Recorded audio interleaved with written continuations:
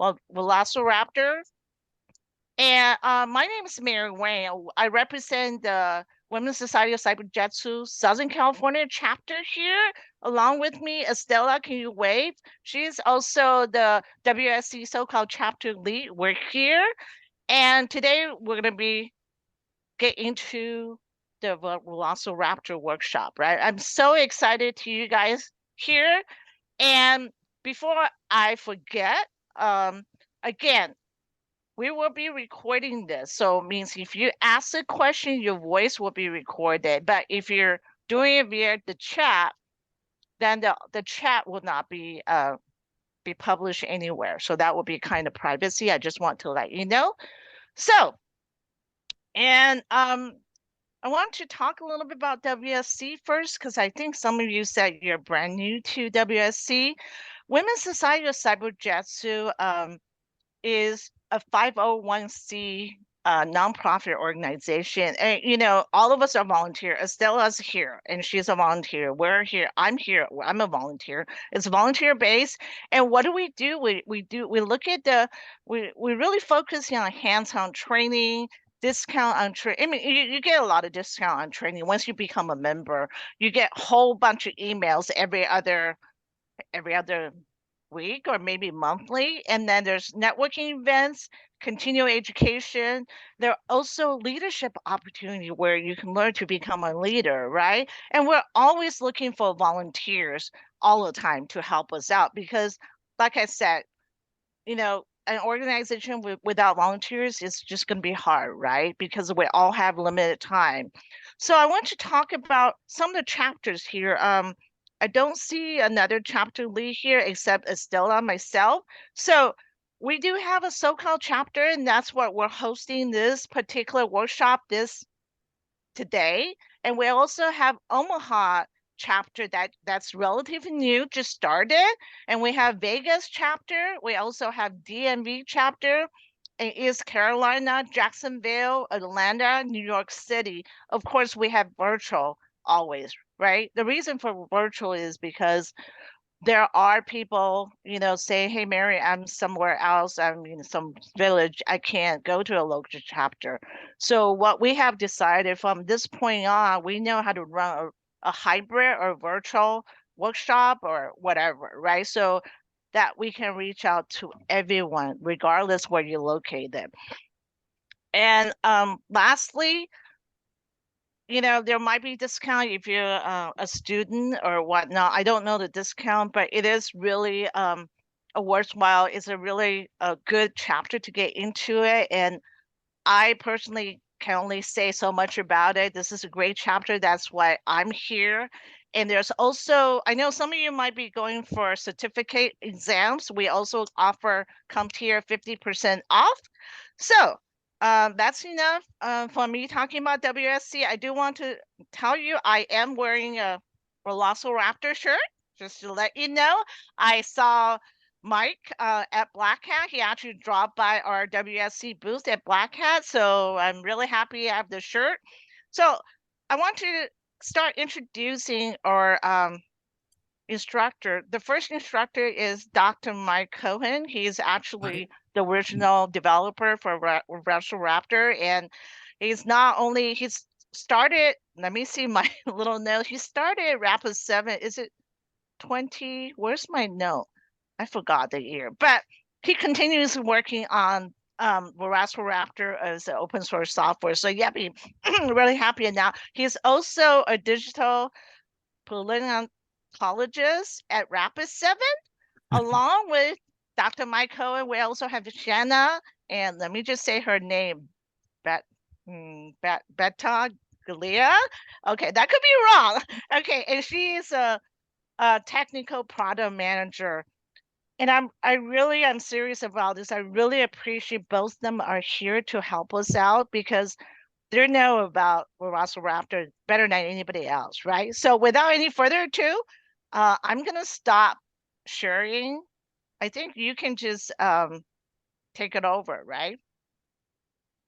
Yeah, I'll go ahead and share. Here we go. All right, I'm going to be hopping between two different windows here, so hopefully those will work.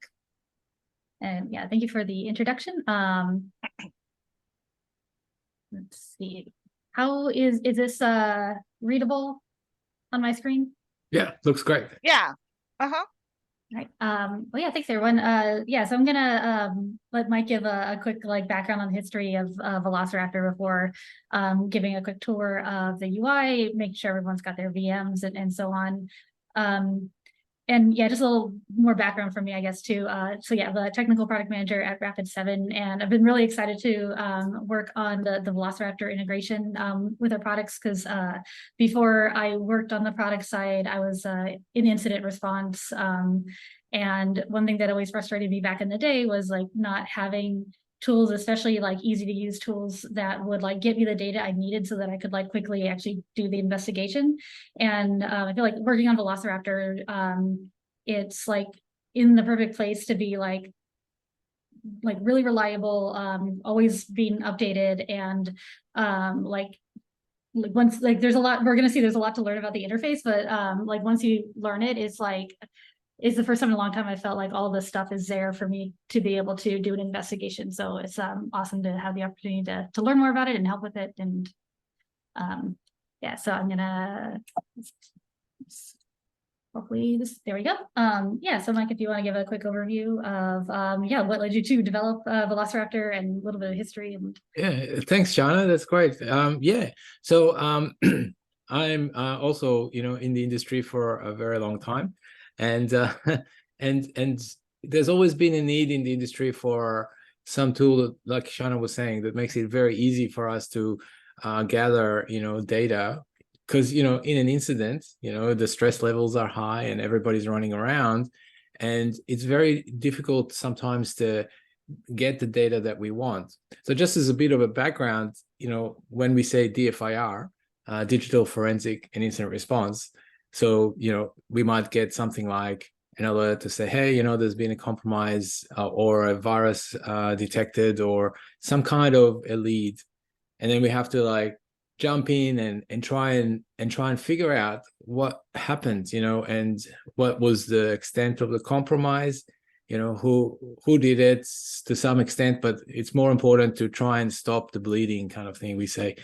So being able to kind of reach into the network and grab the relevant data so you can answer these questions, that was missing for a long time, and we used to do things like, when someone's machine was suspected of being compromised, we used to call the local help desk and say, hey, go and grab their machine physically off their desk, so that we could take the hard drives and ship them using FedEx, something like that, so that we could look at them forensically and try and figure out deleted files and things like that. It's just that is just so inefficient and just doesn't scale, and then we'd have to wait for a week to get the hard drives and then analyze them. And so it was a very manual process, and back in the old days. So yeah, so Velociraptor is a whole new kind of when we say digital forensics, that comes from law enforcement, CSI type thing, where people look at hard drives with a write blocker and doing the whole thing. And it's taken a while for the industry to sort of shift to say, well, hey, we really just need to do this forensic analysis to try and understand what happened in a very fast-paced context. So we need to go in there and be quick about it. So it's a slightly different flavor of digital forensics than what you would see in something like a CSI type show, where you're trying to figure out who done it, kind of thing. In DFIR, in digital forensics incident response, we're more interested to know what actually happened, so that we could expel the intruders from the network, secure the network, harden it, and be better prepared, and to answer questions like what did the attackers take, what kind of files were exposed, what kind of intellectual property and things like that. So the focus is a little bit different, and it's more on speed and efficiency. And I think that's kind of, if you're not familiar with DFIR, that's I think important to sort of set the what is the field about, what the background, right? So and yeah, so at the time, we didn't have these tools, and it was really, really, we were kind of working against the clock in a lot of these cases. I mean, like Shana, as you can tell in current environment, when the ransomware gangs come through the network, it takes an hours, if that, to completely encrypt the network. We got to be really fast, right? So, yeah. So the background of the tool, it sort of came from this kind of operational desire to be fast, to be efficient and do things a little bit differently than what was traditional at the time. And so it's more security operations center, like SOC focused, rather than like a criminal kind of investigation focused, right? And the real thing about Velociraptor is that it's agent based, so we can deploy it on thousands of machines at the same time, and then we go through and analyze them quickly, like all these thousands of machines that we just couldn't do using traditional, like ship to hard drive type methods, right? So yeah, so that's kind of a bit of a background to the tool. Yeah, thanks for that. Did you want to like also? Yeah, go ahead. I was gonna say, like, I know, especially since we're recording, I don't want to like have everyone put on the spot, but I am always curious, like, what backgrounds folks are coming from, especially, as we're going through the material, if there's like anything that people are like more or less interested in, hoping to get out of it. And if people don't want to, have their voice recorded, even if you just want to drop something in chat, and then as we kind of go through and, we can read along and just get more of an idea of, where everyone's at. But again, no pressure at all, because I know chat is not recorded, just for the record, even for asking questions or anything. But yeah, if anyone wants to share, that's great. But if not, Yeah, so I can share first. Obviously, I started I was a software engineer before I, got into cybersecurity. My first job, I was looking thousands of logs, right? So that was my first job. The title wasn't cybersecurity analyst, but it's similar to that. And so I love logs. So, and also now I'm doing more DevSecOps vulnerability management. But yeah, there was one time was just like I look at logs a lot. So I'm gonna stop. I'm gonna mute myself now. thank you for sharing that.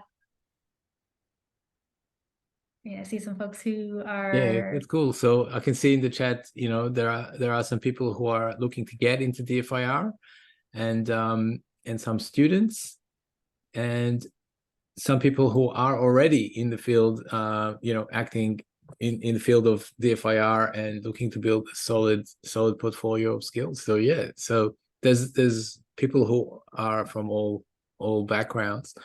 So I guess because we do have some people who are trying to get into the cybersecurity, so I'm going to just cover like why we're doing this a little bit, so instead of just jumping into the the meat of it, because I want to people to understand like why we're actually doing this, and try and understand what is the advantage of a tool like Velociraptor in your day-to-day job of cybersecurity analyst. Like you were saying, Mary, that you were looking at a lot of logs, and a lot of people are looking at a lot of logs. I feel that because ultimately cybersecurity is about answering questions. It's about saying what happened here. And so one way is to look at a lot of logs, right? But logs is just basically what we are what we have in a lot of cases, because we don't have that endpoint telemetry that we can just go and ask what happened and get other sources of information that might be quicker than looking at logs, or might actually tell us things that are not captured in the logs. So there are alternative and complementary ways. There are all different methods of ultimately answering the same question. Yeah, I see a couple more folks who are like in cybersecurity on blue team.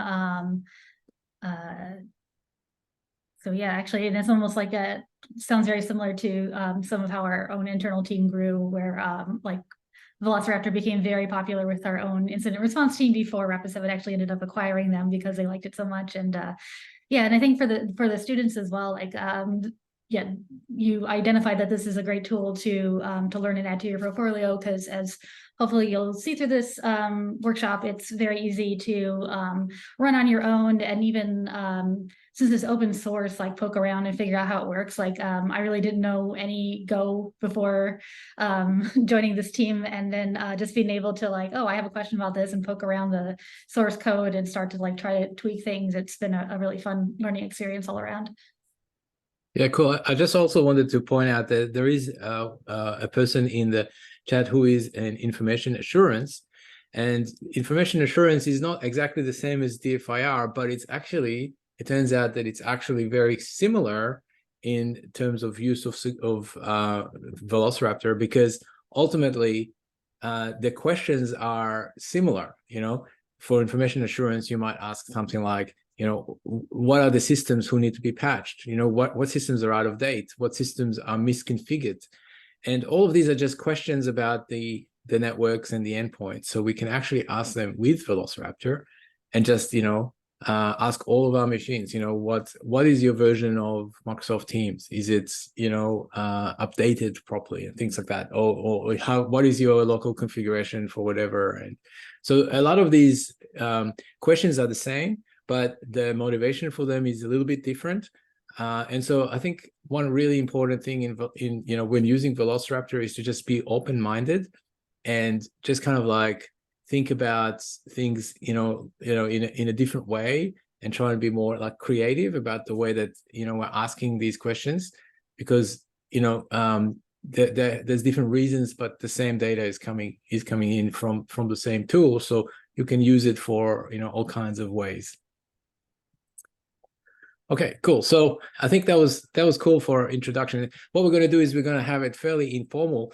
And so, you know, anyone can just jump in at any time. And if you guys want to discuss anything at all, like let us know. We can, you know, we don't have like a strict schedule or whatever. So, and we have, you know, a lot of time. And this is really just an introductory workshop for like to see, you know, what it is, to kind of whet your appetite a little bit about, you know, the tool, so you can go in and investigate it further. And there's a lot of resources on the website and so on.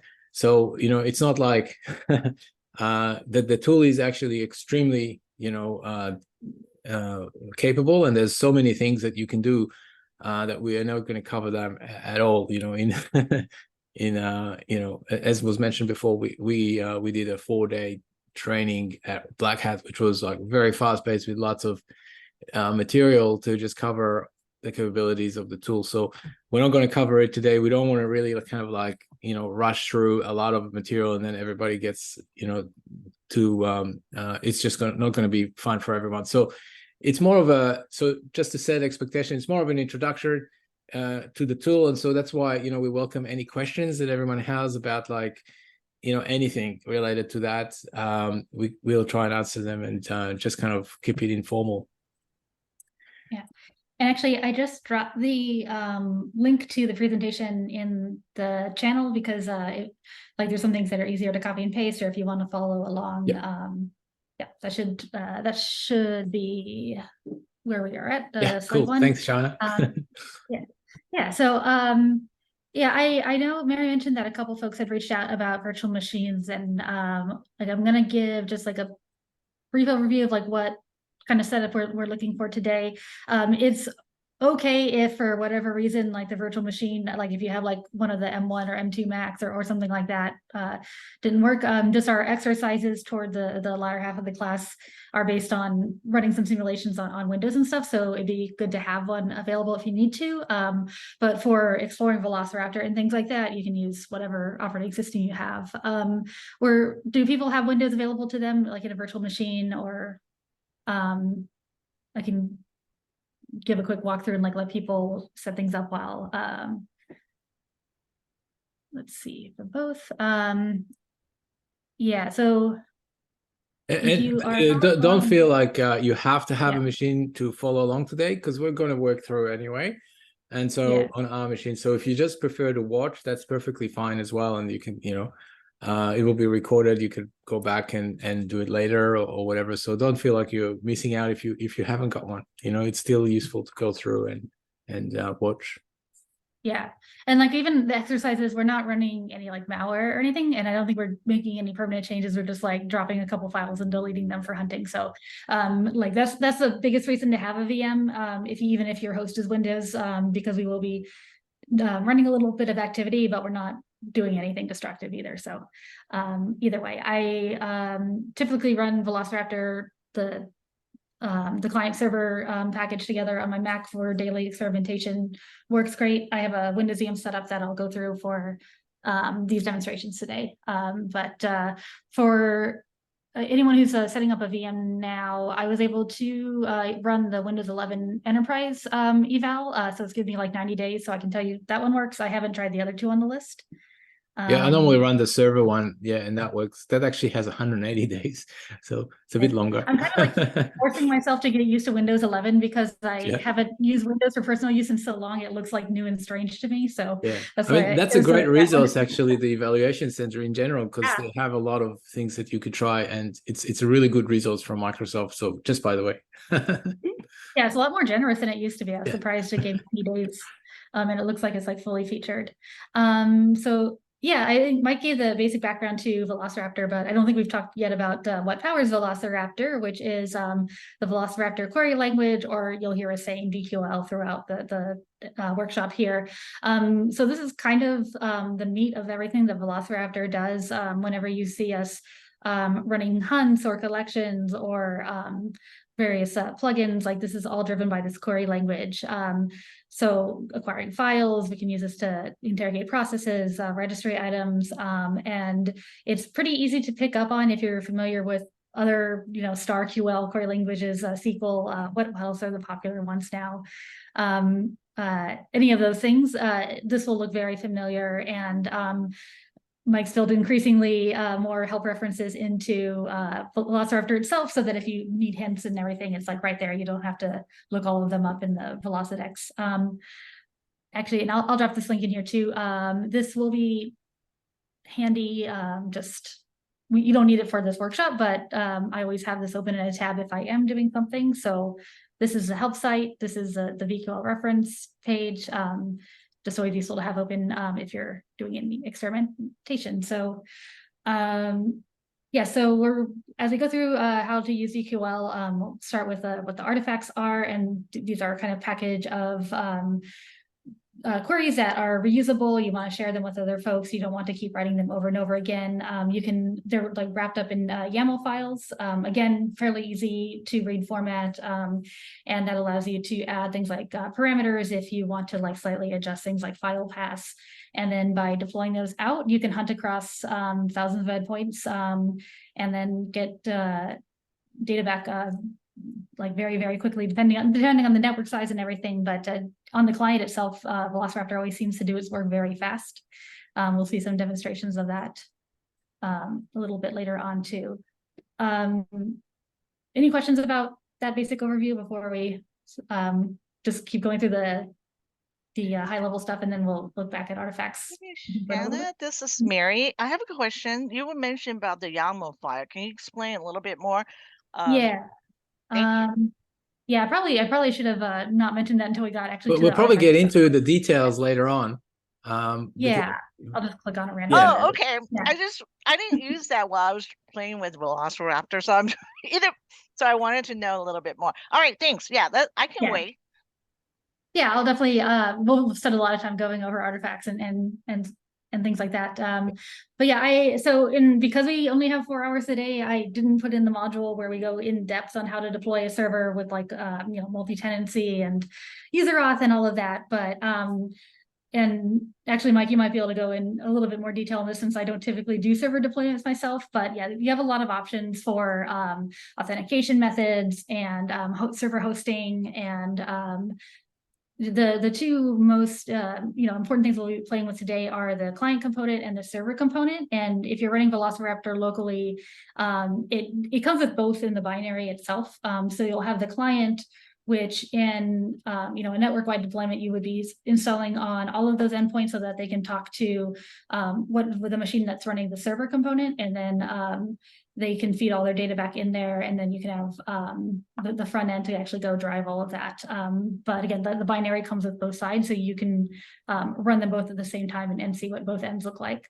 Let's see, should talk about yeah, I mean, one of the reasons that yeah. I wrote Velociraptor in the first place was to make it really easy to deploy, because I don't know, a lot of the other tools, they require a lot of infrastructure, like you have to have like databases and backends and with DFIR, especially when people are trying to deploy it real quickly, you wanted to have something that's really easy to deploy.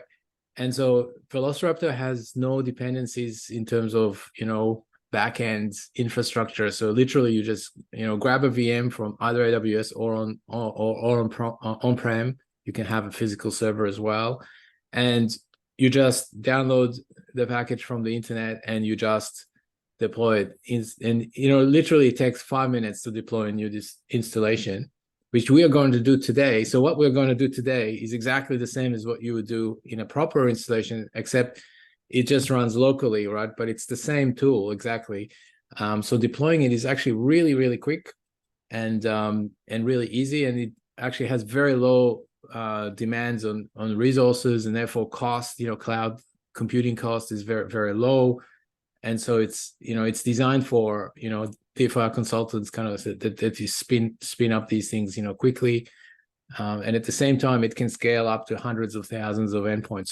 So it covers the full range. Like what we're going to deploy today is going to be a small, one endpoint system, right? But the same thing can just run, and deploy large deployments, like hundreds of thousands of endpoints.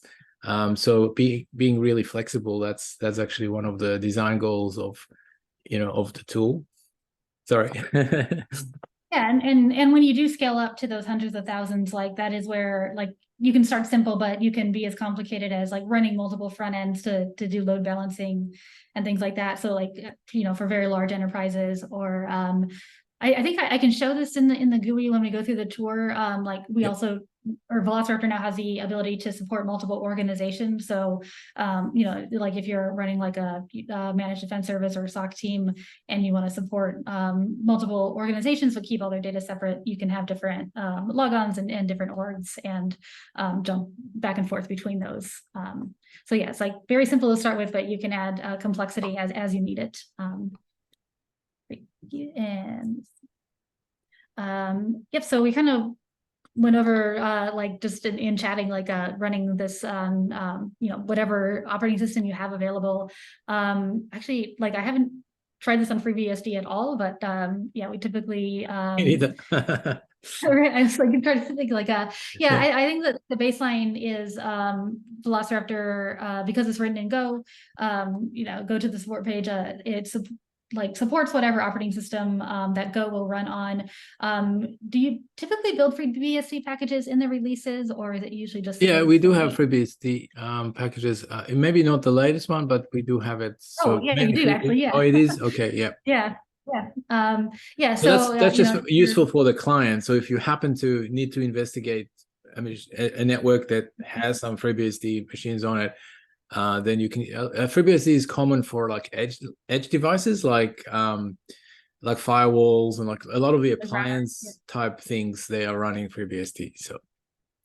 Yeah, cool. Yeah, so as you're setting up through the exercise today, you can pick your flavor here, and then if you run into a situation where you need to install this somewhere that there isn't a build available, like you can compile a Velociraptor with there's like instructions in the repository on how to do it. We've had people running it on like Raspberry Pis and various unusual things. So I think I just saw a question. Okay. So I think went over all the bandwidth and that. So that's probably important to note too, like the clients do the heavy lifting, which as Mike noted earlier, like it's still the clients. I typically like there's some cautions that we'll get to as we start to set up the hunts, but like under typical usage and typical load, even the clients themselves, I don't see a lot of complaints about resource utilization, like CPU spikes or RAM, things like that. There's also guardrails built in so that you can limit that use. And then the server just has to wait for the results. You don't have to do, like if you're hunting for certain types of events, you can process all of that client side and just send back what you need.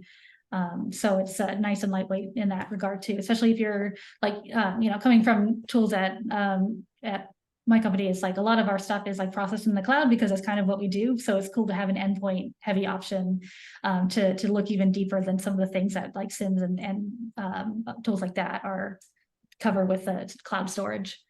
Yeah, I think don't know if we want to spend too much time on this, but yeah, just like a quick overview of typical deployments. This was a pretty safe range for a load. Like if some of you guys are working in a security org already, this is going to fit probably into whatever your environment looks like. And then yeah, I think most of even though we're going to be working Windows today, I think the server is typically set up on a Debian or Ubuntu, some flavor of Linux server. I think most people like to use AWS for their hosting.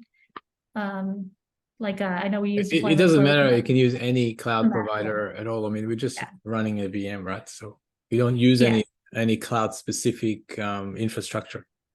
Yeah, and I'm not endorsing any particular because I know there's like Azure and AWS and all of those things. I know that one of our local teams just like has a method to very quickly stand up and tear down temporary servers as needed in the cloud. So it's very efficient to deploy that way. Yeah, I mean, that was one of the reasons that we went. So by the way, because I mentioned that before, but I'll clarify it again. We don't have the need to have a database. We don't have a database backend. We just use straight flat files on the file system. And that makes it easy because we don't require people to install a particular database or a particular cloud service as a backend. So literally all you have is that VM that's going to run the server, and that's it. Like you just need that. So you can use any cloud provider. We don't really depend on a specific flavor of a cloud service, like S3 or anything. We don't depend on that, right? Yeah, then that's a really good point. Since I don't usually have to worry about deployments myself, I don't think about how complex that can be to have to worry about those data storage. But then again, I know that if you do have super advanced use cases, like I know people have used, I think it's PlazoDB to hook up TimeSketch to Velociraptor data, so they can like really quickly ship massive amounts of data that Velociraptor collects to this open source tool called TimeSketch, which is like a really cool way of like mass timelining and tracking work. So if you do want to do something like that, you can, but you don't have to do anything at all. You can just, and that's what we will be going through, how you can investigate straight in the GUI. So I think this is probably a good place to jump into my VM, but let me,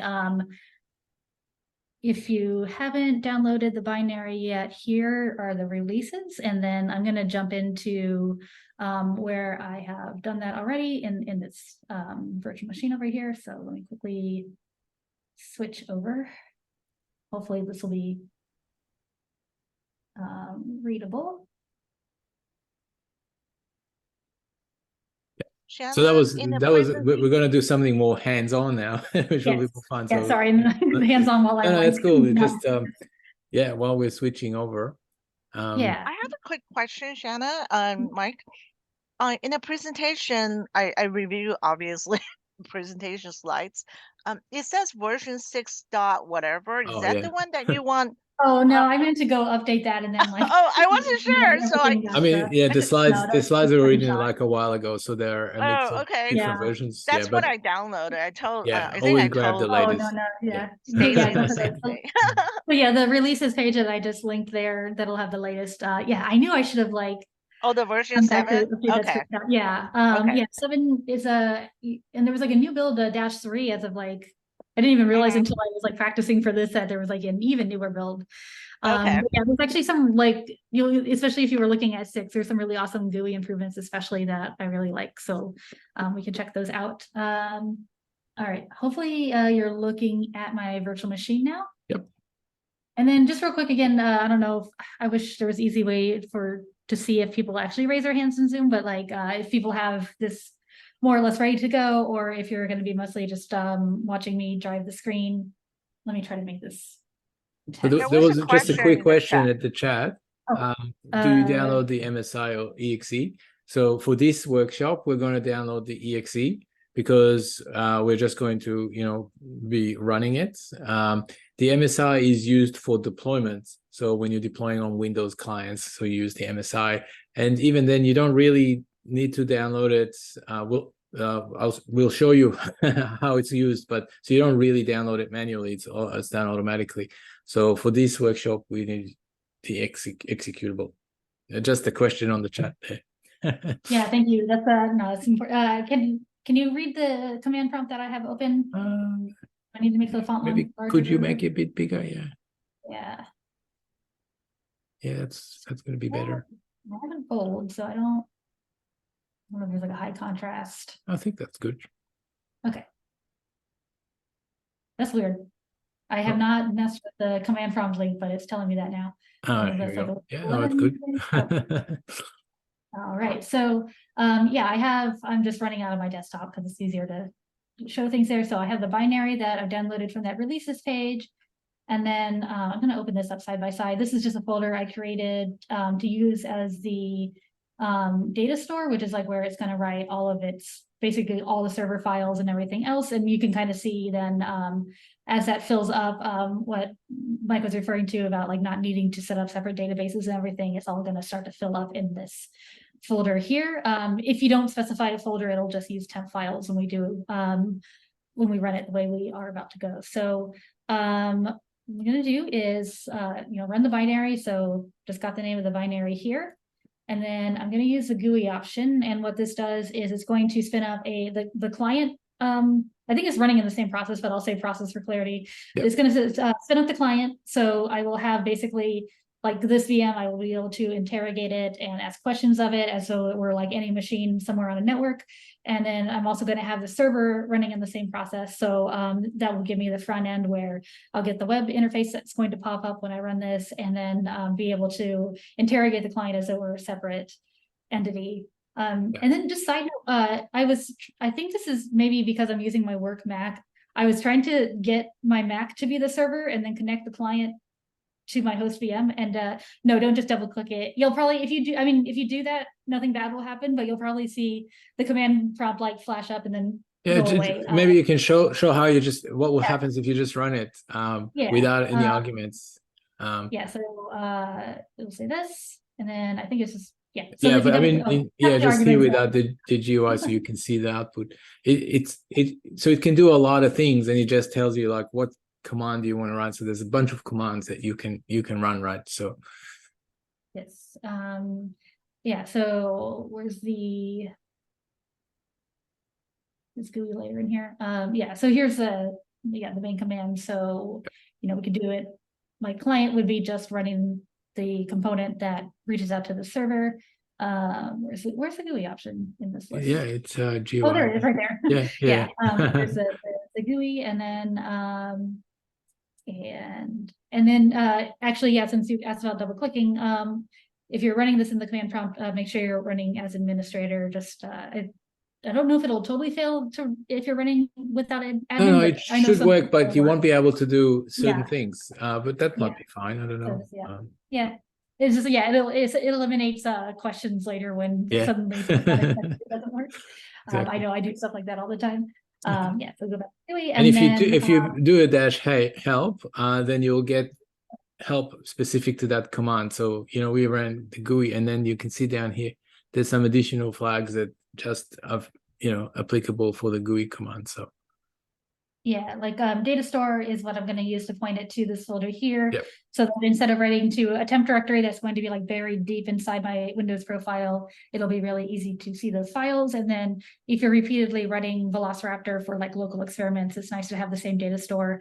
What I usually do is like have a data store, and then when I get a new version, I'll like copy that one to the like a backup folder, and then start again with the current version, but just in case something gets mixed up. So it's really nice to be able to specify that.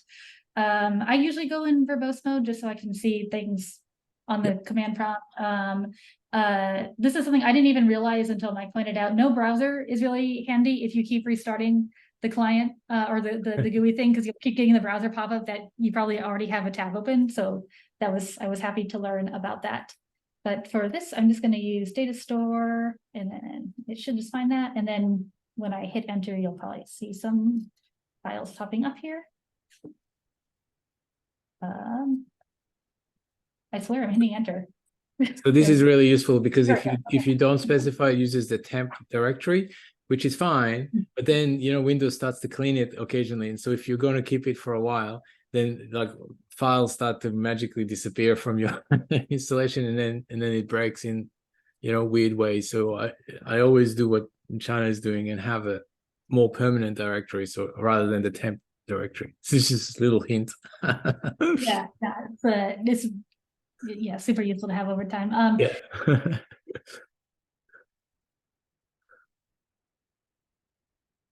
Yeah.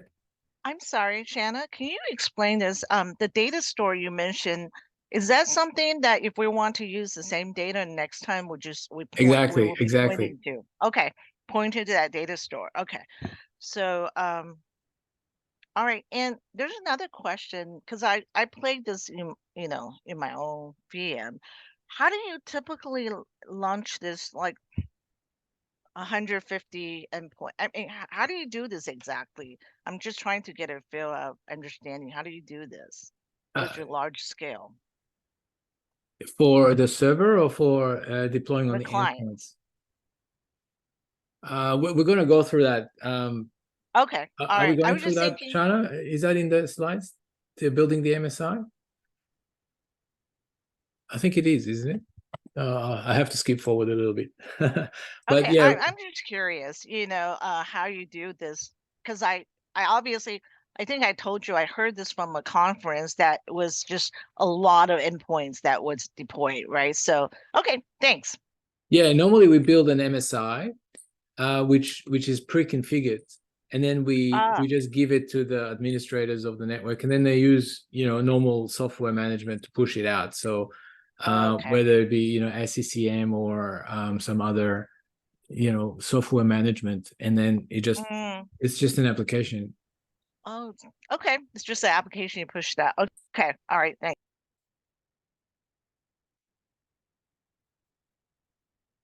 Yeah, I don't know if we're covering this in this workshop. Don't know, but yeah, I think it's it's described on the website as well. So for the process for different operating systems, like RPMs, for Linux are different from Windows MSIs. So there is a slightly different process for each. Okay.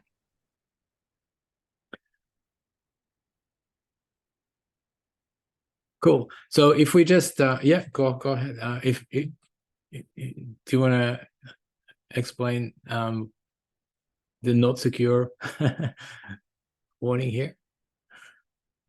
How long have I been muted? Oh, you've been muted. Oh, sorry. I guess have I been muted for a while? I might have made a mistake. I'm sorry. I clicked on something. I didn't know what it was. And I didn't realize sorry you were muted either. Sorry. Okay, well, you were calling out the thing. Yeah.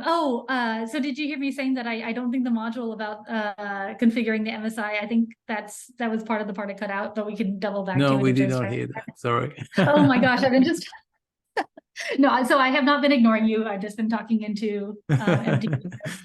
Yeah, so I think because that was part of like the more like the big server multi-tenancy thing, so I snipped it out of this smaller workshop, but we can circle back to it. And then yeah, you called out exactly what I was trying to show. This is using a self-signed certificate, so it's okay to be seeing this error right now. Normally if this were any other like externally hosted site, definitely be cautious before proceeding, but for this is totally fine. So I'm going to continue. Yeah, so the GUI command just opens a local server and a local connection to your local server. So it's not listening outside of this machine. It's only listening to the local host. And it's useful for just, practicing. And I mean, I use it also to develop VQL, and we use it in workshops as well to develop VQL and just spin something up real quick, and like a very rapid way to. Yeah, so I'm fixing this. I really hate the way Windows defaults to not showing extensions. Yeah, so on that, this is in this file or in this folder where it generated all the files that are backing the server. The two very important files, both for the client deployments that you were asking about, and then for the server that's running on my screen right now, are these two config.yaml files. This one gets passed along when we do the client installations. I believe this is the file that gets bundled in the MSI or Deb or RPM or things like that. And then the server, which I just opened here, is what has all that information about what's running here. So I've got, yeah, this is the self-signed certificate. And then you notice that when I logged in, it didn't prompt me for a username or password. It's got salted hashed default username and password here. This is, again, just useful for demo purposes. It's probably not what you want to run in like a actual production server. Actually, I always forget, like when I mess up my config file or something, what the default password that goes with admin is, because it is hashed in here. Is it password or admin that you have? Yep. Yeah, the initial user thing I was looking at. I always forget what this is actually is the default password. So that's the initial password, right? So we're creating like a hard-coded password, username admin in there, and it's the initial password that gets created when you run it the first time. It's like a bootstrapping, mechanism to actually add, an initial user. But yep. And then let's see, looking for anything else. We think, yeah, you can see there. Well, I'll look at the orgs in a second. Also, the authenticator type basic for this, but again, it's not in this workshop for time's sake, but there is like lots of options like OAuth and things like that. You can set up using Google accounts for login or various other SSO options. And yeah, so hopefully this is viewable. So this is what you see the first time you start up the UI. And then, some of the first things you might want to do to get comfortable in here is like, I like to change my theme. So there's lots of different options built in. Internally, we always say like we have to demo in Strawberry Milkshake because that's kind of the best theme. But for long-term use, it is a nice theme. I like it too. Yeah, I don't even know who, like, because this is power of community. I think that is like a open source contribution from some wonderful person. I don't know who it is.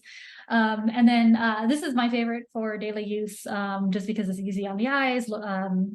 Nice dark mode. This is the angriest theme. The angry theme, yeah.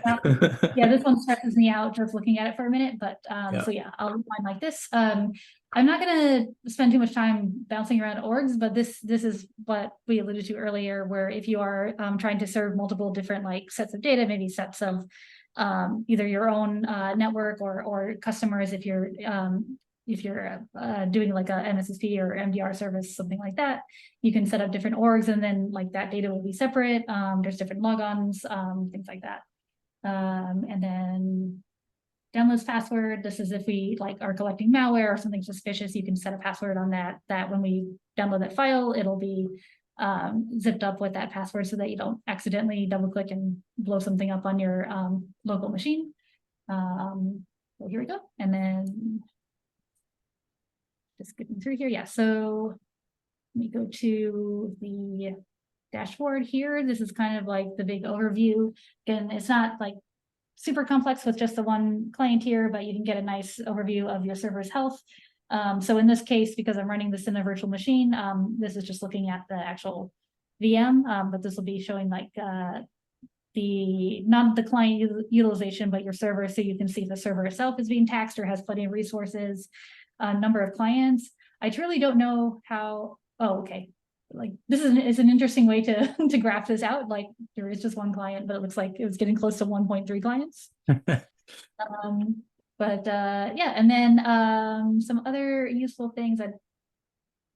I mentioned the client config that gets packaged with the various installation packages. So if we do run that that installer creation, it'll be included in there, but if you ever want to just be able to grab it, you can click on that and then it'll be ready to go. So, and even in local instances, if you're like trying to set up like multiple clients for your own home network, it's useful to have that file to pass around. And then just the disk space is super important. And oh yeah, I think that a lot of people always run into trouble because they would install something, then they collect a bunch of files, and then they run out of disk space. And so it's important to keep an eye on that. So that's why it's in the dashboard, right? To show us like how much free disk space there is available, right? Because we tend to collect a lot of files in DFIR and consume disk space really quickly. And because Velociraptor is super efficient, then if you're not careful about what you're collecting, then suddenly the disk will fill up really quickly. And so you need to be aware of that. Yeah. Is somebody drawing on my screen? Yeah. We can see the pen, right? Did you draw on it? Yeah, I didn't know there was. I didn't know that was just available to do. Awesome. Yeah. Okay. So you see, it's a pretty large VM setup. So, yeah, and then let's see. So, and this is probably going to make more sense as we go through artifacts, but I think it's probably cool to start showing this now. Like we said, everything that Velociraptor is doing is powered by VQL and powered by artifacts. So even this page that's baked into the GUI here, is there a way to how do we remove those drawings? I don't know. I've never using Zoom for years and never seen anyone. Is it a whiteboard or? No, it's not whiteboard. What do you so there's like escape?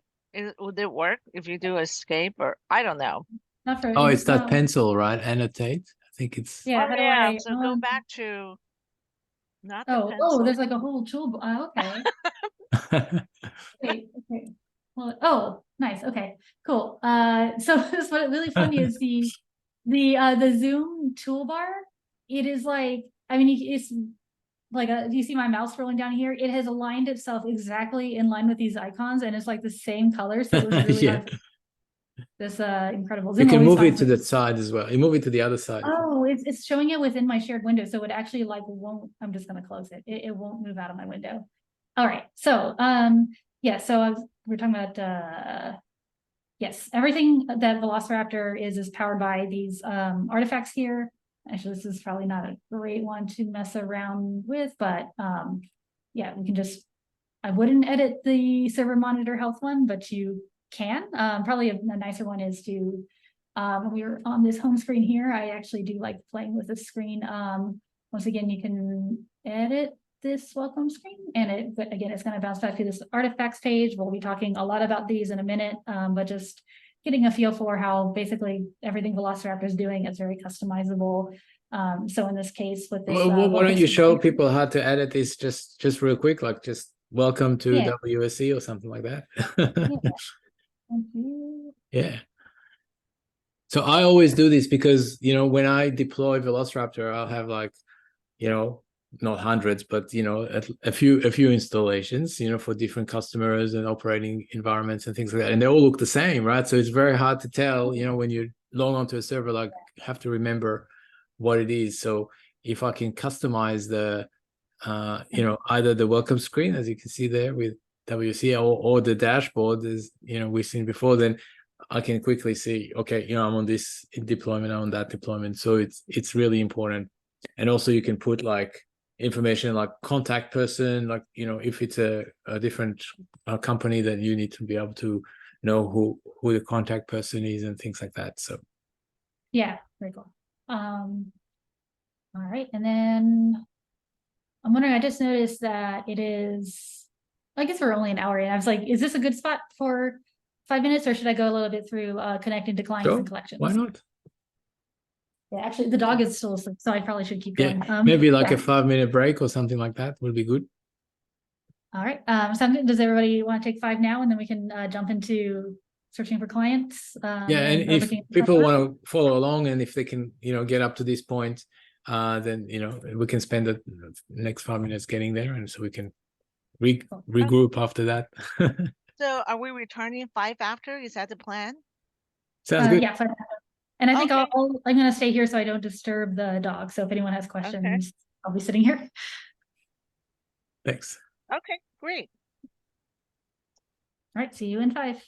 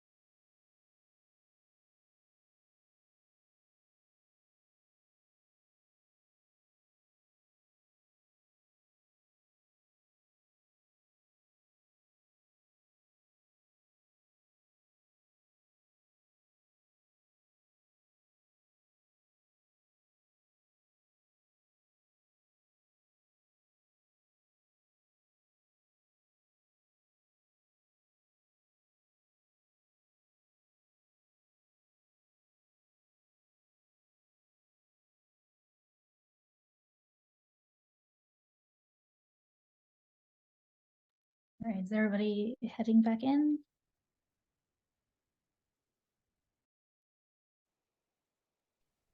Is everybody back yet?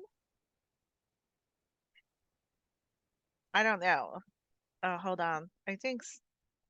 Yep. Okay. Shanna, I just have a quick question.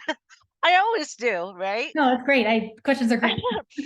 Okay, I'm always stuck on the configuration. So when you click on I didn't play that feature, so I wanted to let you know. When you click on that client, it pops up the YAML file, right? That's their individual configurations, right? So that you can view. Not this, where was it? Not this screen. Yeah, that one. So if you click on 0, 1, 2, 3, Mhm. so you click on the YAML, there's a file came up, and then that's the configuration for that particular client that. No. So For that's the this role, configuration for that org.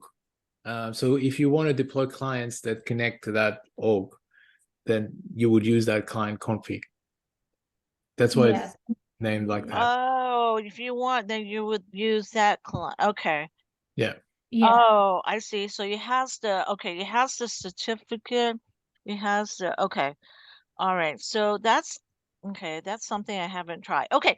Another thing I also have a question is, I think for me, obviously, I'm very, very, very beginner. Just want to let everybody know the VQL is powerful to me, right? I can query that. I hope you guys will show that you can yes. query a lot of stuff, you can customize it. So I think that's why I really wanted to ask you to demonstrate that when you have a chance. I believe you will, right? Am I Yeah. correct? Yeah. Okay, Yeah. yeah, because that's really powerful, right? That's I use, doesn't matter what tool, I always query about things. So thanks.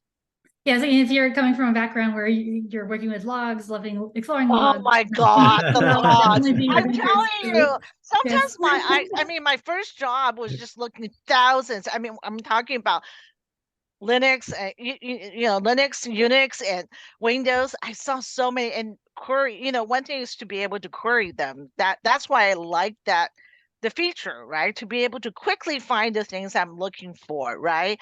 But it's very hard when you see thousands of stuff, right? How do you? What's that term? Finding a needle in a Oh, and haystack. haystack. Yeah, it's like it's not easy, but having a query language really helps out. So. Yeah. Well, this is the interesting too, because like that's one of the kind of the foundational principles in DFIR too, is at least frequency of occurrence. I don't know if they still talk about that. I might be showing my age, but that like, the thing that happens the least on a system, like the most unique process out of a whole bunch of them, most unique file, things like that, that tends to be what you need to be looking at. So being able to sift through all that and see what rises to the top and find that needle is what we need to do with tools like this. Yeah. And yeah, so I think that's a good way to have us jump back in here. So and just for everyone following along too, I've only got my VM up, but I am still going through the content in the slides more or less in order. So I am now on slide 17. I'm going to be showing the clients and a quick tour of that. So to get to the client page, the easiest thing to do is just where my little pointer is here, hit the magnifier button. And right now we only have the single client connected, but in a larger deployment, you would see everything here. This is one of those newer features I'm really happy to see here, the number of clients that are matching your query. So you can quickly get an overview of, like, if I had thousands of them, I might only see like, up to 15 in my view at a time, but I can kind of assess like how many there are. I think I would assume if I change the query again to something that would have more than one result, I would see this number change, like for different OS, if I have Windows, Mac, Linux, all of that. And then this is something I only realized recently too. If you just want to see what's online, you can click on this little button here and toggle that. And so if you have a bunch of clients, especially in an environment where there's lots of servers coming up and down, it's easier to find what's still talking to Velociraptor. So I'm going to go into more details on my single connected client. Again, this is the information for the virtual machine that I'm running this on. In a more production deployment, this could be one of any number of machines, unlikely to be the machine that you're actually working from. And so some of the important information is the client ID. This is kind of how you're going to cross-reference everything else that goes on in Velociraptor. Like if you're working across multiple hunts or clients, this is that unique identifier that's generated by Velociraptor, and then above it, like host name, anything else like that, IP address. This is how Velociraptor knows what client you're talking about at any given time. So you'll see this pop up in collected data across hunts, things like that. Always look out for this. It always starts with a lot of C. people don't realize that host name is not actually a very good indicator of client identities, because in many networks the host name changes, right? So a lot of networks assign host name by DHCP, and like in AWS, for example, when a VM cycles or reboots, it gets a different IP address and a different host name, so it keeps changing. So we can't really use the host name to identify the machine. So in Velociraptor internally, we just use the client ID as an identifier, right? Yeah, I've actually in a weird way, I've seen this happen a lot in Mac deployments. Like I think I finally fixed it on my own MacBook, but like something when you're in, I don't know if it's like a factor of being like in a Microsoft 80 environment with a Mac or what it is, but you will see your host name on the network change to like the host name that used to belong to some other computer. Yeah. And I've seen like we have to pick up on this, like other similar tools pick up on this. So it happens a lot. like it can be completely like out of your control and unexpected. So this is the identifier you want to use. Yeah. And then it's actually interesting. I don't think I've ever, is this new, the port number showing up on the last seen IP, or is this just a factor of me running? Yeah, I mean that's right, the last IP import. But okay, well, I guess I haven't noticed the port number before, but yeah, just so basic overview, and then if I do the VQL drill down, I'm going to get some even more info. So I just went over to pass overview and then to VQL drill down, and now it's giving me information about the Velociraptor that client that's running. Like I can check the version to make sure like it got the latest version. I can see a little bit more detail about the network, like the MAC addresses for network interfaces. I only at this very moment realized that Windows 11 was still a version of Windows 10, so that's cool to know. I see a question, where do you find the endpoints connected? So at the upper left corner, hopefully my cursor is visible. You'll see the search clients field. To just see everything at once, click on the magnifier. There's also various other filters you can use, or I think I can say OS, Windows. Wait, let's see, how do I search for operating system? Or I think you can search for host name, but for your host name, which would be localhost, I think, in this case. Okay. Oh no, sorry, it's desktop. Completely forgot what I completely forgot what my host name is.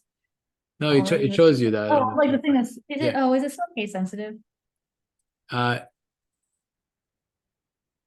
I think it's host, not host name. Oh, okay. Yeah. I think that also, if I were more, okay, yes, there. It's if I were patient, it would just show me. Yeah. Yep. Okay. So yeah, this will make more sense on when we have multiple.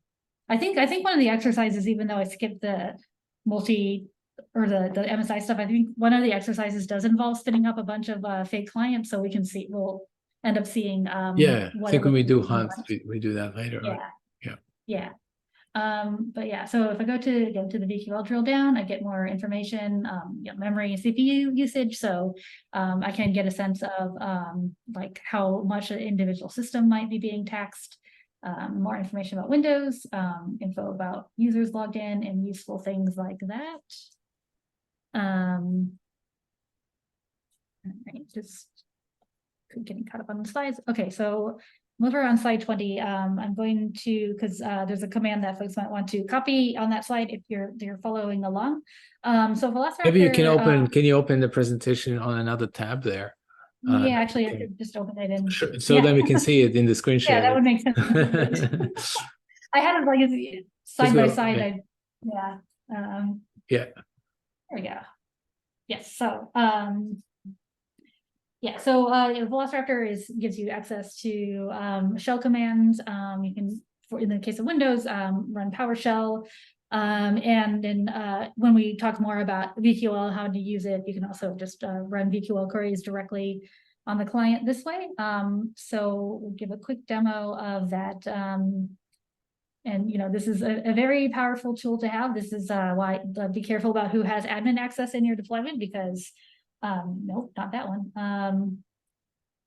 you will be able to, you know, access anything that someone with PowerShell access could run on these computers. So on this computer here, I'm just gonna run this quick PowerShell command. Again, you can copy it out of the slides if you're following along, and launch this. And this might be pretty fast. Yeah, okay. Since it's on my local machine, like instant results, but it's a pretty fresh installation. So I've just got these 2 users here. But to tie this back to like what actually happened when I ran this is if I go to this collected, I'm gonna open this in a new tab so I can jump around.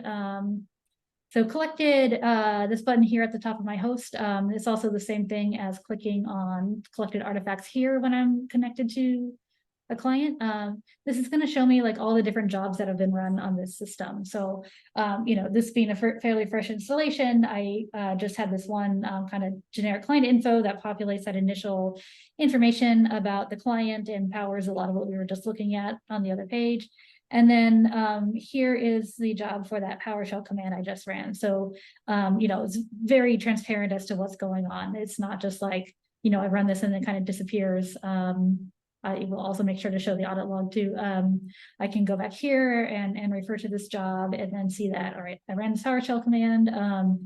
Here is the actual command I ran. I'm gonna go to the log and see what happened. This is also probably good to know if you have other tools that are going to alert on suspicious PowerShell commands. If you're just generically looking for base64 encoded commands, Velociraptor does package that up that way. But this is just the base64 encoded get administrators command I ran. So if this did have an error, like I typed the command wrong or something like that, I think it would show here. I could try messing that up. Yeah, you get an error there if you. But this actually is a really good you know segue into like why we generally don't like to use this feature, because if you just mess it up, then you know it's you can do anything, right? Like you can literally destroy the system or whatever, right? And a lot of people that come to Velociraptor from other DFIR tools, like if you're doing Windows administration, a lot of the time you can only really kind of like access your remote systems using remote PowerShell or whatever. So they come from that background of like, I'm going to run this PowerShell command, whatever. But Velociraptor is really and you can sort of do it, but you see, you can have little errors, little bugs, and it can be dangerous. So we prefer, as you can see later, most of the things that we do have artifacts and they're actually built in VQL, and they don't use PowerShell most of the time.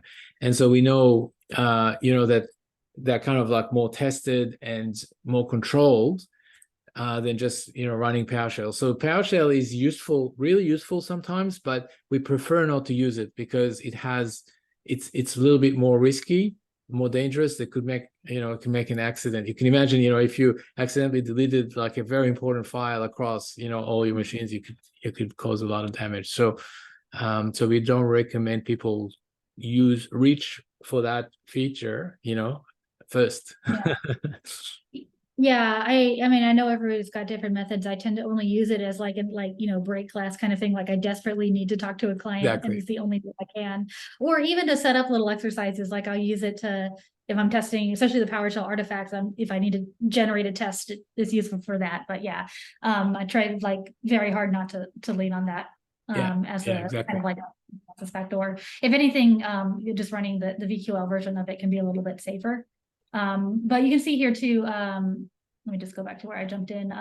Another way to just kind of, if you've got working with a team and just kind of like make sure we're aware of what everyone's doing, what they're able to do, or even just understand like what's been going on in a system. Like if you have questions about like there was some interesting activity at a time, you can go back to this audit page, kind of adjust the view here. And then, so we can see here is earlier when I was editing the artifacts we were looking at. I have a record of that. And then here's the jobs I just ran. So under artifacts, I can see I ran a PowerShell job. It should show me down here what exactly I ran. This is a lot. Okay.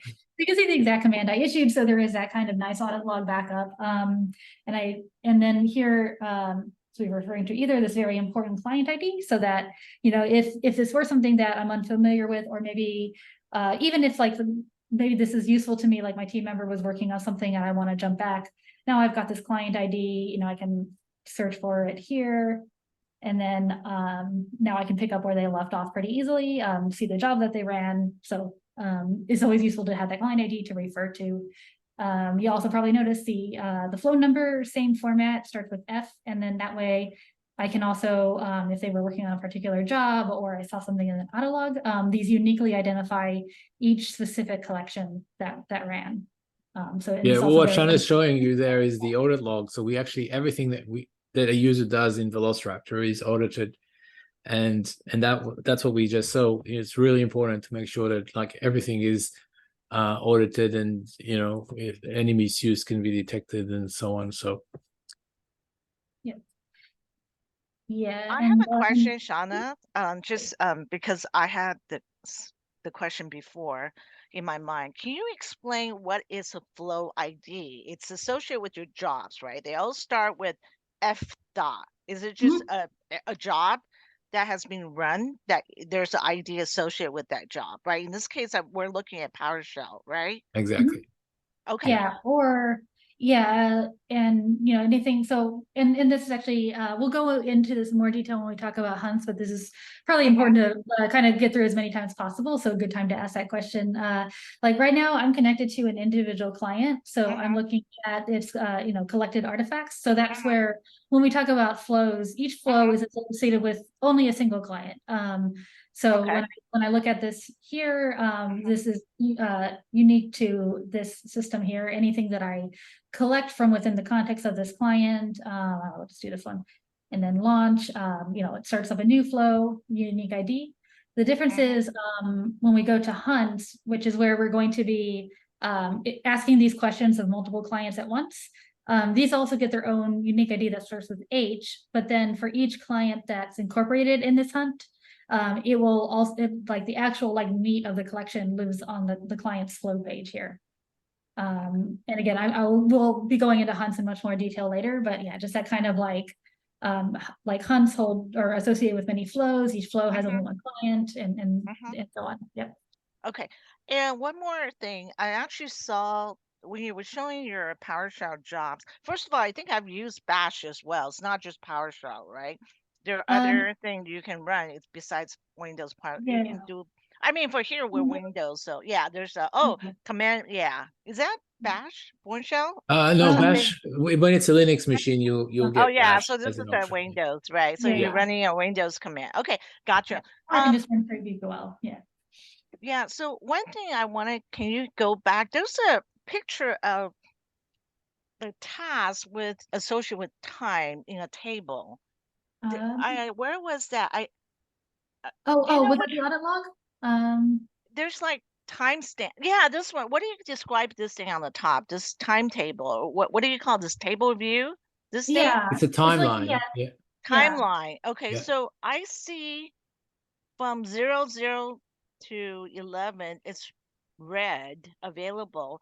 I mean, right now in Darkville, that's what I see. So what does that mean from 0 to 11?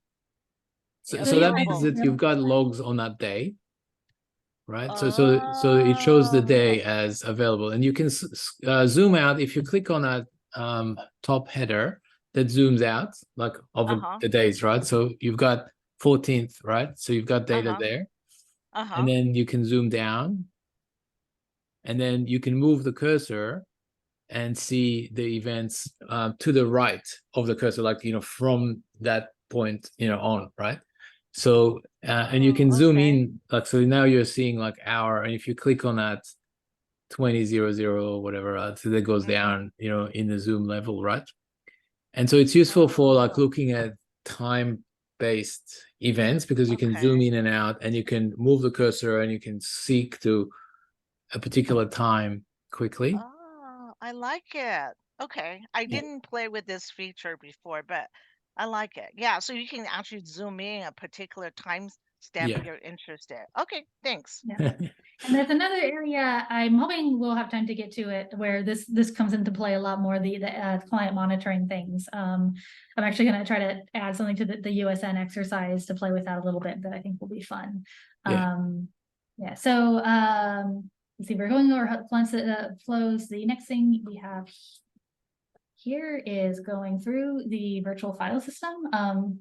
So we're on slide 22 for folks following along, and this is a really cool and powerful feature here, accessed by clicking on this folder icon on the side. So when I open this up, you know, there's 3 big folders here, and on Windows, all 3 of these will be useful. On Linux and Darwin, you would just, I think only the auto one actually functions. So what this does is, did I just see? Oh, I thought there was a question, but never mind. All right, so on Windows systems, there's leaving aside the registry bit for the moment, because that's its own kind of thing. But when we talk about interrogating the file system, there's kind of 2 main ways to go about it on modern Windows systems. They're the NTFS version, I think most people in incident response would prefer, is bypassing the Windows API altogether to look at directly like what's in the NTFS master file table. And then so you get the full breadth of like, if I take a file listing, I'm gonna just take the top level here. It's going to give me both the like the timestamps that would be presented to me like in the Windows Explorer, but then also the timestamps that what's the word I'm looking for the like the other timestamps that can be that aren't altered. So yeah, so there's a lot more information by analyzing the NTFS file system. So what we're seeing, so we're doing like forensic analysis to get more information. So there's a couple of extra things that we can see when we analyze. If you just go one more level in to the C drive and then do a directory listing. Oh, I just did the whole. I just am refreshing the whole thing. Oh, you can stop it then. Hit stop, because it's going to take a while. And also, I forget. I forget now on when I click on Auto for Windows. Does that also try to do NTFS first, or does it? No, so that uses just the normal OS API, so it will be the same as like Windows Explorer, I guess. But there's a few files that you cannot see with just the APIs, so that's where the NTFS thing comes in. So if you just zoom in a little bit and just do a directory listing of that C drive, and you'll see like some extra files. Yeah. Oh, there it is. Okay. So you see those dollar files, they're actually like hidden, but they contain metadata about NTFS, and we can get a lot of information. The last column in particular, the birth timestamp, the B time, which we can't really get with the APIs, but the B time is something that we can look at. And there's, I don't know, I mean, we're not going to. I'm not sure if we'll have time, but NTFS has a lot of extra timestamps in there, which is useful for when you're trying to figure out when a file appeared or when it was created. So you can use those additional timestamps to kind of get more of an idea.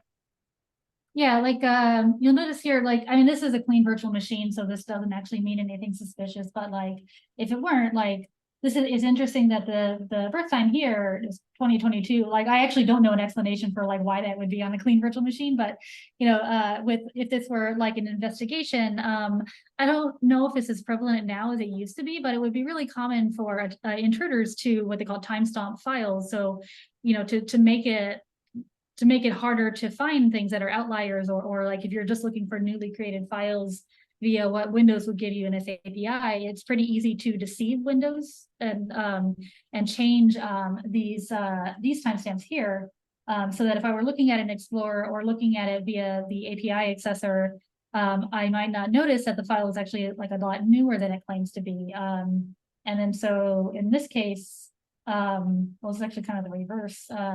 I mean, so there's a lot of false positives when you unpack things. Yeah. And so when the system's installed, there's a lot of false positives there as well. Yeah, yeah, no, the red flag would actually be like, I think if I'm remembering the timestamps right, like if this were older and then this one were newer, like that could be an indicator, not for sure an indicator, but definitely evidence that like that might be a problem, especially if I'm looking at a file that I don't expect to be there or a directory, things like that. So, and then also if someone is trying to hide files altogether from the Windows API, like, rootkits is a good example, hidden drivers, things like that, you're very unlikely to see that going through the Windows API accessor. So it's actually useful to take a listing of it to compare, like see like, all right, Mike just mentioned the files that are always hidden from the Windows API, the built-in operating system files that are just protected. So it's totally normal that I can't see all these $ files when I look at this listing. I'm not sure if this is refreshing. I think it's, I won't see those in this listing here, but in other cases, like if there is like a directory that I'm not expecting, or file that I'm not expecting and it's like not familiar, I don't know that it's for sure like a typical Windows protected system file, and I see it in the NTFS listing, I don't see it in the Windows API, that's kind of a red flag too, and something that indicates you want to see it further. But just for general reliability, there's like so many reasons that Windows might not show a file. It could even be as simple as like, permission collision or file access issues. I think it's best practice to take NTFS first if you can. And let's see, I think it's still doing that big big download. Oh, no, Here it is. It's there we go. yeah. Yeah, so see the difference here, like I see far fewer, there's only 13 files available in the top level of C using the Windows API. Using NTFS, I have 28 files available in the root of C. And again, this is just totally like the totally normal expected system protected files, but it just illustrates how Windows API obfuscates things and can be abused by attackers to obfuscate things that shouldn't be. And but these are the important files that we look at when we do forensic analysis, the MFT and the SDS, and these very interesting ones, $MFT and then the $extend directory. We use that a lot. Which we have to access that way, yeah. The exercise, one of the exercises spends a lot of time in the journal. It's $extend. If you go to that directory, it's a directory now. So. Yep. So we'll spend some time there. That journal file, $JAF. Yeah. Yep. Yeah, that's a really useful file. And then, unique to Windows, we can also visually parse the registry in the same way. So that's really nice. This is also like, some people enjoy just like pulling back the text files and being able to like quickly grab through all that things. If you're like me and like a nice visual like tree view, it's cool to be able to also parse. I didn't do a recursive listing, but parse through this as I would if I like, it's basically the same view as if I just did this. Nope. Yes. Like similar to that. So we can just like view the registry. And again, I think there's an exercise in here that touches that, but obviously there's going to be a lot of useful forensic data in the Windows registry for malware, configs, things like that. All right, that was a pretty quick tour of VFS. Any questions about that? So I think we downloaded one file. Just grab a file, any file. Oh yeah. I think we did ntuser.dat in the slide, so maybe we could do that again. All right, so I'm going to go into. There is my directory here. So to drill into the directory, you need to click on it in this tree here. So let's go ahead and acquire my ntuser.dat. So this is my my local user registry file. So Velociraptor gives us multiple ways to collect a file. Since we're in VFS, I can just click on this button here. I think. Oh, yeah. I feel like usually that twirls. It gives you a little spinny thing. Yeah. Oh, there we go. Okay, this is fast. I'm not used to being this fast when I'm running it locally. And you'll also maybe have noticed there's also like a recursive download. Safe enough when I'm on my local machine, but use with caution. That can be a lot of data. So I could take like a whole folder tree of files at once. But in this case, we just grabbed ntuser.dat. And now that it's here, I can see that I've got a little bit more information collected. I've got the MD5, which is nice. Like if there's sort of malware, I could use it to look up in public site virus total to see if there's anything known about it. Or if I were to download this file, I can double check to make sure I actually downloaded the complete file without errors. Or, same thing with the other hashes here. And then I get a preview of the file itself. So I can start to see like the typical registry format. And then I can. I might just add something to what you said, Shana, that you were showing how you can download the entire directory, and you can see right away that this can be something that is a problem. Like you can literally go and hit like on something like Windows directory, and you're like, yeah, just download it. And I mean, Velociraptor is just a tool. So if you say to it, yeah, go ahead and do it, and it will do it, right? So you can potentially download massive amounts of data by just hitting the button, right? And so that's something we have to always be mindful of, like, what are we actually doing here?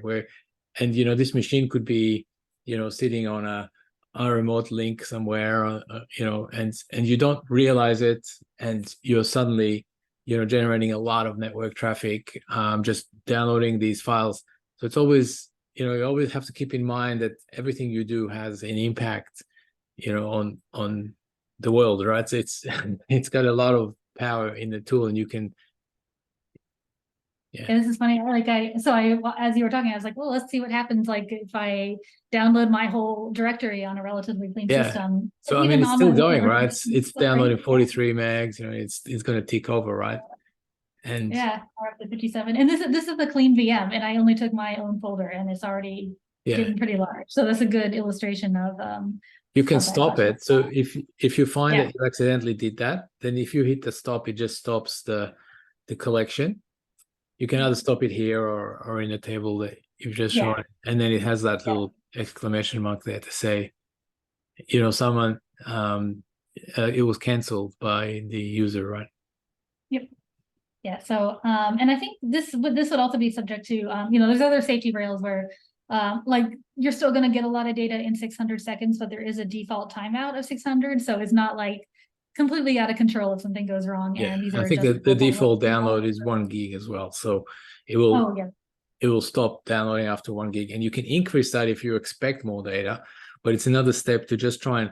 So what we try to add all these features in that if people are so to stop people from accidentally getting tripped up by this, because users over the years have told us that I accidentally hit this button and then it downloaded too much, so then we put like a download limit that you can increase, but it's like a default that is reasonable, right? And things like that to try and make the tool a bit safer, because there's but at the same time I always say you always have to also be mindful of that it is a powerful tool, and you can have an impact on the endpoint, and you've got to reach into the network that other tools you don't have. So with great power comes great responsibility, so they say, right? So yeah, and I think that this is kind of more of a technique thing for general DFIR too, but like it's really important to be able to get back this much data, and like if you need to archive it, or if you just like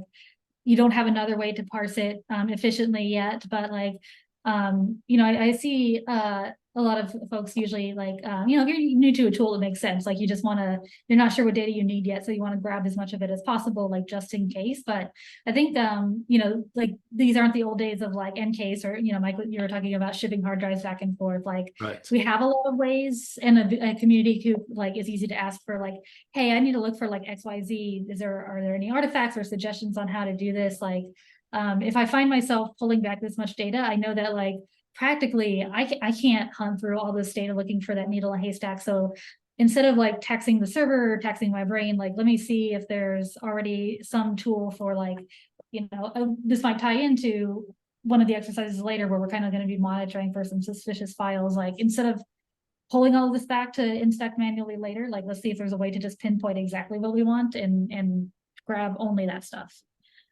Again, sometimes there's a time when you do need to grab all of it, but it's like we don't have to do that anymore. So yeah, I don't know if that made sense. Yeah, but, no, I think That's right. So we try to be more targeted. This is exactly what you were getting at, China. So that, you know, we can download a lot of data, sure, you know, but it's not really that useful when you have scale involved, when you have to investigate, you know, thousands of clients. You can't really pull a lot of data. So you have to be more targeted in what we do and what data we actually fetch. And if we can, we want to actually push that analysis of the data to the endpoint, to say to the endpoint, hey, you know, you analyze the data for me and just tell me whether, you know, it's something I need to look at, or, you know, the information that I want to know, answer the questions that I want to answer. And that is kind of like a mind shift in DFIR, because DFIR traditionally is about pulling, forensics is traditionally about pulling a lot of data. And you can see that that's not really very practical to do. So we have to always think about why we're pulling that data. And because usually it's because we want to answer something, some question. And then can we, using the VQL query language, can we change that question to pose that question to the endpoint and have the endpoint just tell us, so that we don't need the data in the first place, right? And that's the mind shift that we're trying to kind of get at in here. And I think that's a great, you know, discussion to move on to the next section, which is talking about the artifacts, which is really about, you know, which is really that same, you know, thing that we've just said. Like we want to kind of, you know, going through the UI and downloading files like we just shown. It's natural, but it's not really efficient. You know, it's a pain. You have to like find it, and then you download it, and then there's too much data, and then you're like have to analyze the data, you know, when you get it. And so there is a better way, and yes, that is using artifacts. And actually, this might be an even better segue. My dog just woke up, so I am going, Mike, if you don't mind, I'm going to give you control of my screen. Yep. If you want to give the intro. No, I can share. I can share from here as well. You're much better at explaining the VQL stuff, anyway. So I think this is good. So I can do the next section if you like. Yep. Yeah, and then I'll after I settle the dog down again. Thanks. Yeah. Okay. Cool. Yeah. Thanks, Shana. We'll let me just quickly change the share screen. Okay. Can you guys see that? Yeah. Yeah, we can. Okay, cool. Great. I actually have a question. I'm just not, please. I'm kind of slow on learning on this kind of stuff. No, that's fine. I figure other people may have the question. So I understand, you know, that we have a lot of information. You mentioned about we need to do this better, right? Otherwise we're just collecting all the data. Yep. But how do we, you know, because it's hard for me to think about, you know, I don't work in a SOC right now, right? Yep. But how do we prepare for this kind of, you know, it's almost like you have to prepare this ahead of time. Otherwise, you're just going to be getting a whole bunch of data, right? Yeah. So is this where you're going to go? Because like I haven't touched the hunt part, right? But I'm saying it's just, you almost have to know what's going on in real time to be able to do this. Oh, to real time. Okay. All right. Yeah. Because I'm thinking, I mean, I just don't know what's going to happen. Exactly. Right. The real time, real life data is coming. Should I even? And I do understand, Mike is like, we're collecting so much data, but there is something. What if we miss that valuable data, Mike? Right. I mean, we don't collect it. I think you're totally right. Yeah. Yeah. So, you know, during an incident, when you have DFIR, right? Like, so, you know, it's a high stress situation, right? Like, you know, people are ransoming your network, right? This is like a very fast paced tactical situation. You don't have time at that point to read up or Google, like, what can I get from NTFS, right? Like, you've got to know what you're doing, right? So what we try and do in Velociraptor is like, but, you know, and a lot of the smaller deployments, you know, we don't have dedicated security stuff, and we don't have, you know, so the kind of things that we showed before, you know, where you can see the special NTFS files, and then we talked about like time stomping and all this sort of stuff. So that is what I would call DFIR, like expert knowledge, right? So it's like, you know, someone who is a professional DFIR person, they know this stuff, right? But the rest of us, you know, we need something that, you know, we can just reach to, you know, very quickly. And that's really the point of artifacts. What we're trying to do is we're trying to take that knowledge of exactly how to do something and then put it in a package that allows us to quickly do it and accurately do it in a very automated fashion. So we don't need to figure out how to do it, manually. Like, so we're shifting that how into the artifact and, turning it into a what, what do we want? Like, how do we answer this question? And then the artifacts are very much focused into, answering questions rather than trying to look at the mechanics of it. And that's and what you were saying is exactly that, the difference of transforming between just looking at files and looking at higher level constructs like an artifact. So yeah, let me just show you what I mean. Okay, That's a great question, and it leads into the next topic, right? And the idea is that if we have an artifact, then there is a query. Like, everything that we've done so far is done with queries, right? But we don't want to write queries, because in time pressure, and it's just not very practical, right? What we want to do is have those queries in advance that are specifically designed to detect certain things, right? Or answer certain questions, and then we are going to put them into something that we just hit a button and ask, when push comes to shove, right? So that is what an artifact is. It's just a way of encapsulating a query that we've already written or someone has already written. So it doesn't have to be like, us, right? It can be the community, which is why it's an open source project. And then we can just use it. So you can see in the slides here, we have a link to our public artifact reference. I'm going to open it in a new tab.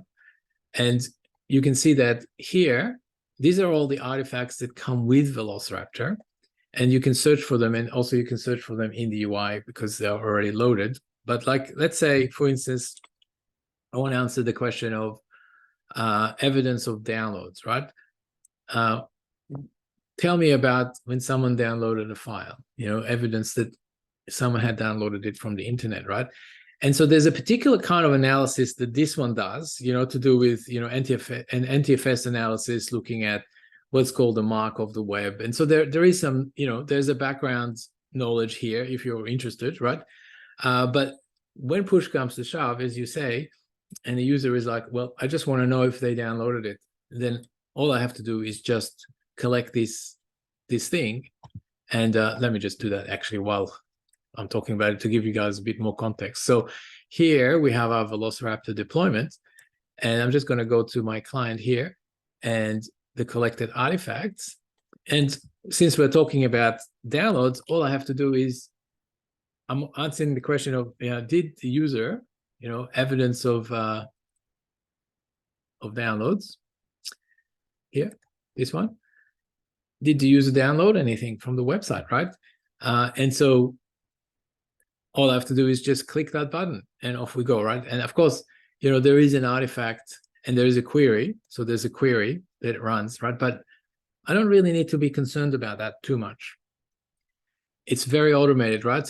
And so you can see, here we go. The user downloaded, because this is my VM, I downloaded my Velociraptor binary, right? And it can tell me where it came from. And this is, the URL where it was downloaded from. And this is where the referrer rate. So this kind of analysis is fully automated, and I don't need to know that. And so, yeah, what you're saying is we have to be prepared, and then we have to know kind of what we're looking for. But, we're trying to kind of bridge that gap between, people who are doing this, every day, and so they would know the details of the analysis. And then the rest of us, they just want to answer the question real quickly and want to look at a higher level of why are we doing this? Like, okay, so we know about there is this mark of the web type thing, and that's really enough just to know that this thing exists and that we can get that sort of information from that. That's enough, right? And so the actual how, is all embedded in this artifact. So that's kind of the idea of what artifacts do for us. Does that answer your question there? Mary? Yeah, it does. I like it. I mean, I have a question. Where did you collect those artifacts? Is that people contribute to this open source project, or Absolutely, was yeah. it? Yeah. Oh, I Yeah. see. So Velociraptor is an open source project, right? So Yes, all I know. the so and then in here we have something called the artifact exchange, which we're going to cover in a minute as well, where anyone Mm-hmm. can share their own artifact and they submit it, and then it Oh, gets yeah. up here. So the idea is that when a new threat appears, a new kind of IOC or whatever, or in a new vulnerability or whatever, right? Then someone usually will come up and send us, an artifact. And some of these artifacts are in response to a vulnerability, or some of them are just, like this one is just, for example, like just grabbing GPG keys, which is a useful feature, right? And so on. So some of them are just features, some of them are detections, various things, right? So, and then we just, so this one is a privilege escalation detection, for instance. I'm just picking ones in random, right? And so they've figured out the query, right? And they're sharing it with the community. So for us to be able to use it, it's just a matter of, collecting it. So we can, as long as, of course, we need to kind of eyeball it and trust the VQL. But I mean, if it's in the exchange, we generally look at it and say, is it reasonable? And then we can use it. So that's kind of the idea, the contributions of the community. It's really a community project, right? Okay. Yeah, that's great. Yeah, cool. I think we're covering the exchange in just a minute, but let me just segue quickly about the VQL. And we talked about a query language, but we're not really going to explain a lot about the query language here because we don't have a huge amount of time. But the idea was to try and make something that looks a little bit like SQL, because a lot of people are familiar with, SQL. And so it looks similar, but main difference is that in SQL, you are querying a database, right? But most of the data sources that we use are actually plugins or programs that are like functions, right? So they're not really a database. So we can't just use plain SQL because there's no way to pass these parameters. And so the main difference in VQL to SQL is that the syntax is a little bit different because we are allowing parameters to be passed. And then instead of a table, this is actually code, which we call plugin. It's actually something that runs and produces results. So that's kind of the main thing. And then, we have filtering and where clause and that sort of thing. And for those of you who have done a lot of database work with log filtering and example or whatever, then you know that SQL is an easy language when you get to that point. But once you get to the next level, when you have to join tables and do like left join, right join, middle join, most people, like, and I, including me, get lost in that. So it's very complicated. It becomes really complicated really quickly. And so to look at a proper SQL query from a reasonably complex database is actually not always very simple. So what we decided to do in VQL is not allow any joins. So there's no joins, and that is really the limit of the language. We're trying to keep the language really, really simple. And so really, when you think about it, VQL as a query language, I mean, it's a language, yes, but it's not C++. We're not going to be able to write like really, really complex things. It's really a glue language to be able to glue together existing plugins that are doing all the heavy lifting together with, then we kind of filter it and join some and use other plugins together. So we have an alternative to join. But it's kind of like gluing various things together, and and that's the query language, right? So we're not going to go into huge amounts of detail about that, but I just wanted to show you this is generally what a query language looks like.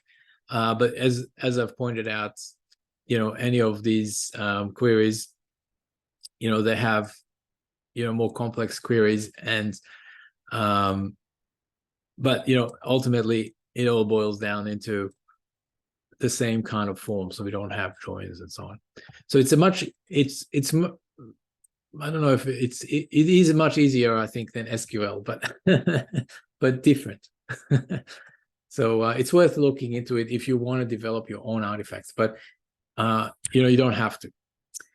Ultimately, it's just the VQL engine. All we're doing is we're running VQL queries and getting the results back, and then we just package them in artifacts. So when we collect something, we're only actually collecting artifacts. So we don't really issue directly queries to the endpoints. And the reason why is because we want to have a control way of controlling the way that queries are done. So as I mentioned before, remember how when we're running like arbitrary PowerShell, and then I said, oh, someone can mess it up and delete the disk, right? Like that's easy to do because you could do a typo or whatever, right? So we want to avoid this risk of having people type things ad hoc, and because you could do a typo or whatever, right? So this is why we only allow collecting an artifact. So you can build a new artifact, but every time you interact with the agent, so this is the things that we're collecting. You're asking before about this flow ID as well. So it's a collection of an artifact, and I can make a new artifact or change it, but I don't ever write free-form query. So that's really important, right? Because I don't want to be in a situation where I could make a typo, and I have to have these two levels of roles. One person who's writing the artifacts and testing it and verifying it, and then another person who is using the artifacts and rely on the fact that it's that it works well, right, and tested. So yeah, so that's why we're always collecting artifacts. So when we are downloading files, like when we went before, there we go. So before, when Shana was showing us how to look through the the file system, and so here's a C drive and so on, just like as she did before. So every time you press this button here, then what is happening under the covers is Velociraptor is collecting an artifact, just like all the other artifacts, right? And it's just called VFS list directory because it's specially considered by the UI, but it's exactly the same. There is in fact VQL that runs. See, it's just like any other artifact. It's just got a specific name that is used by the UI to show, the view, the tree view, and so on. But that's the point of this slide. Is everything that we do is interacting with the artifacts. There was a question. Sorry, I'm trying to look at the chat. Was there any questions? The artifact deployment. There was a question. There was a question. Would you walk through the artifact deployment again? Okay, yeah. So here we are. So the first thing that you do is you interact with the client. So we would search for it, as Shana was showing before, and then that client becomes in focus, and we can, you'll see the host name up the top, and that means that you can talk to that client, right? And if we look at collected, or we can go to the sidebar and look at the collected artifacts, and that shows us all the artifacts that we're collecting. We have collected from this endpoint, right? Then we add a new collection by clicking that plus, and that allows us to collect a new kind of artifact. So now we can search for any artifact that we want, and you see there's quite a lot of them. And this is where the training about like what do we want to do comes into it. Like, what do I want to collect?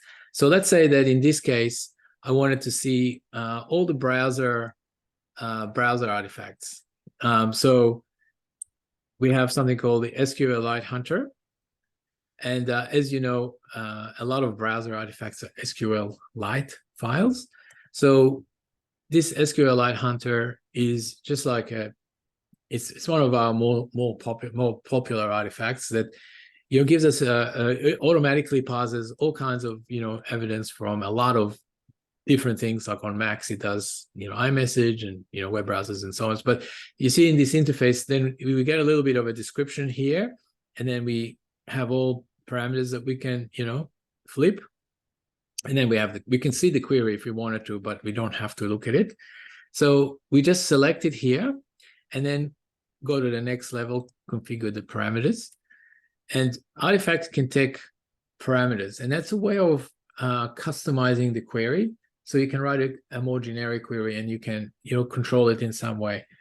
And so the artifact will present this kind of, you know, we can change things, but, you know, in this case, usually the defaults are pretty reasonable. So in most artifacts, you can just get the defaults.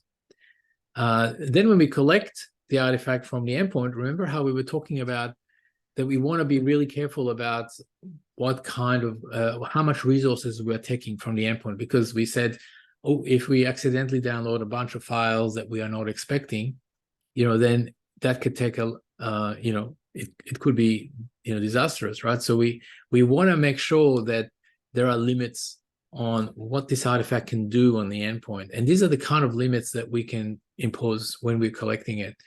For example, like if I know that I'm going to run an artifact that uses a lot of CPU, like maybe it's doing some scanning or whatever, then I might not want to run it at 100% because it's going to use up, you know, all the CPU on the endpoint, and we're going to have, you know, people complaining that something is using up a lot of the resources and so on. So I might want to throttle it back a bit. So I've got the ability to limit how fast we're running on the endpoint.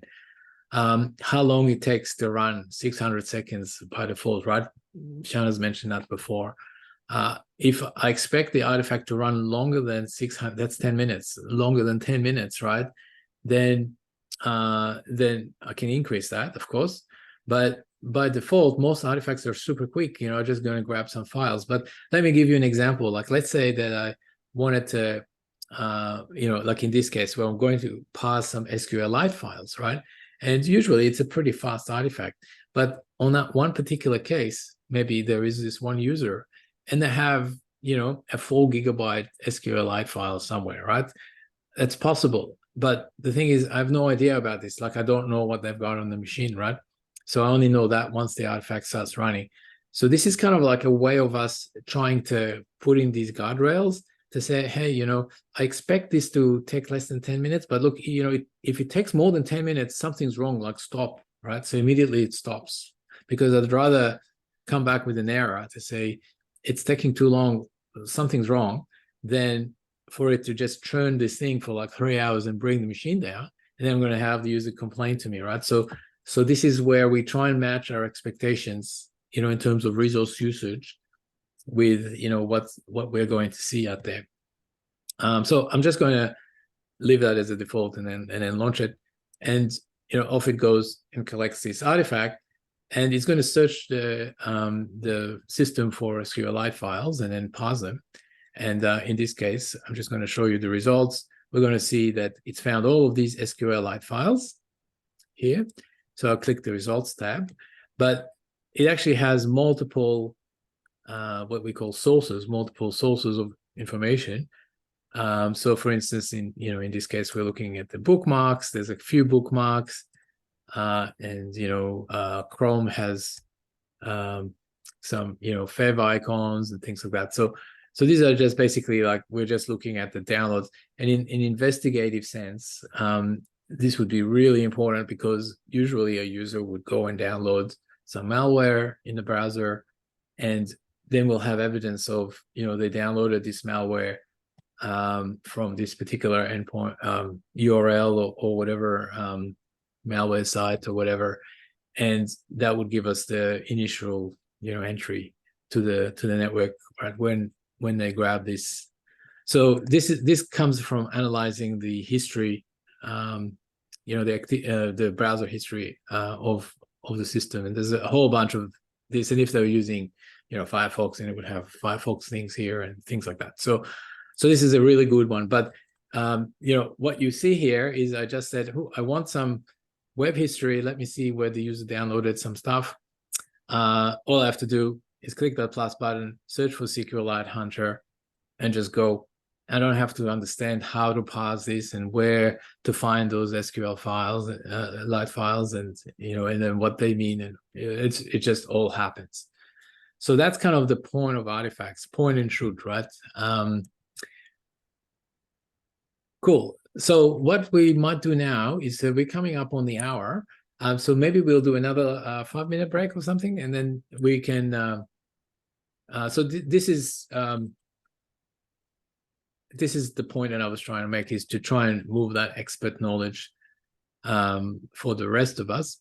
So we'll come back in 5 minutes, let's say. Yeah, let's turn after. How Yeah. about that? Yeah, and then we'll and if there's any questions, if you could post it into the chat or ask them, that's not a problem, and then we can address them when we come back. Sounds good? Sounds good. All right. Excellent. And then thanks for taking over while took care of the dog. Yeah, did you want to take over to the next part? Yeah, sure. I Yep. think we're Okay, so I'll stop my share, and and then you can do the share next. sounds good. Great.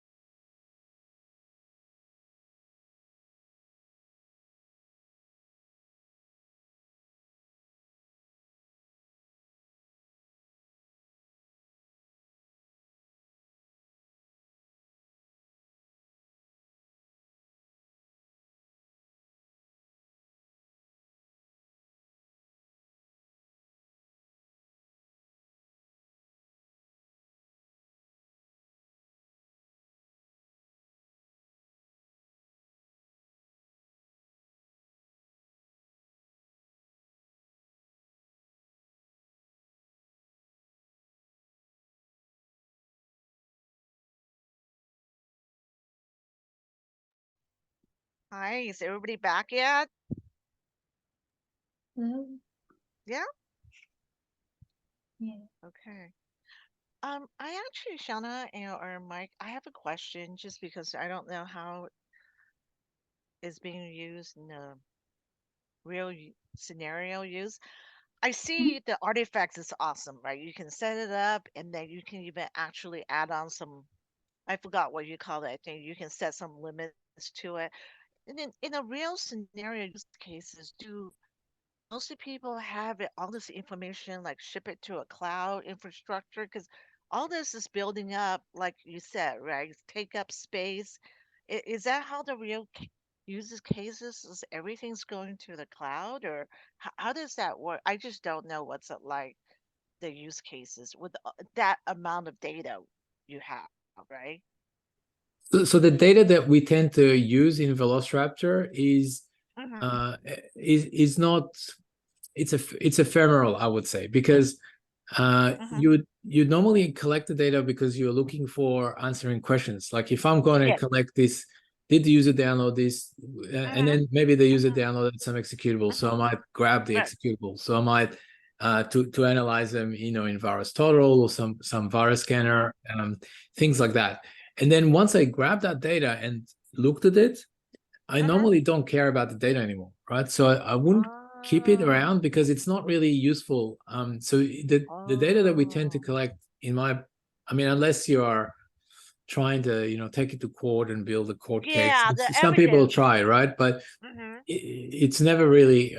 I don't know anyone that's actually ever taken like a Oh. ransomware group to court, but. Um, Okay. I'm just curious because you're right, because in case needing evidence, right? But so this is something you collect, you research, and then then you're done. Okay, I see. So in it's most not like, cases, right, it's not really relevant. Like the incident that's going to oh, happen next week uh-huh, is going to be different than the incident that happens today. I mean, once the incident is closed and we are, uh-huh. happy that, okay, we are happy with that, we're going to close it, then Okay. usually the data is not that relevant. But sometimes there are exceptions, like, sometimes people collect what's called a baseline. So they might say, tell me Mhm. all the software that's installed today, and then we're going Mhm. to compare that to the software that's installed next week. Mhm. So there are Yeah. some cases where you want to keep that data, and then Mhm. of course you have GDPR and all these kind of uh, Yep. PII Right. concerns, right, with keeping data. Mhm. So there's always, Mhm. yeah, it is still something we need to think about, what data we're collecting. Mhm. And like, for example, like this data that I just showed you with Mhm. collecting browser artifacts, Mhm. so that can be very sensitive, right? Because we are collecting potentially, people's browsing habits, people's cookies, people's, Mhm.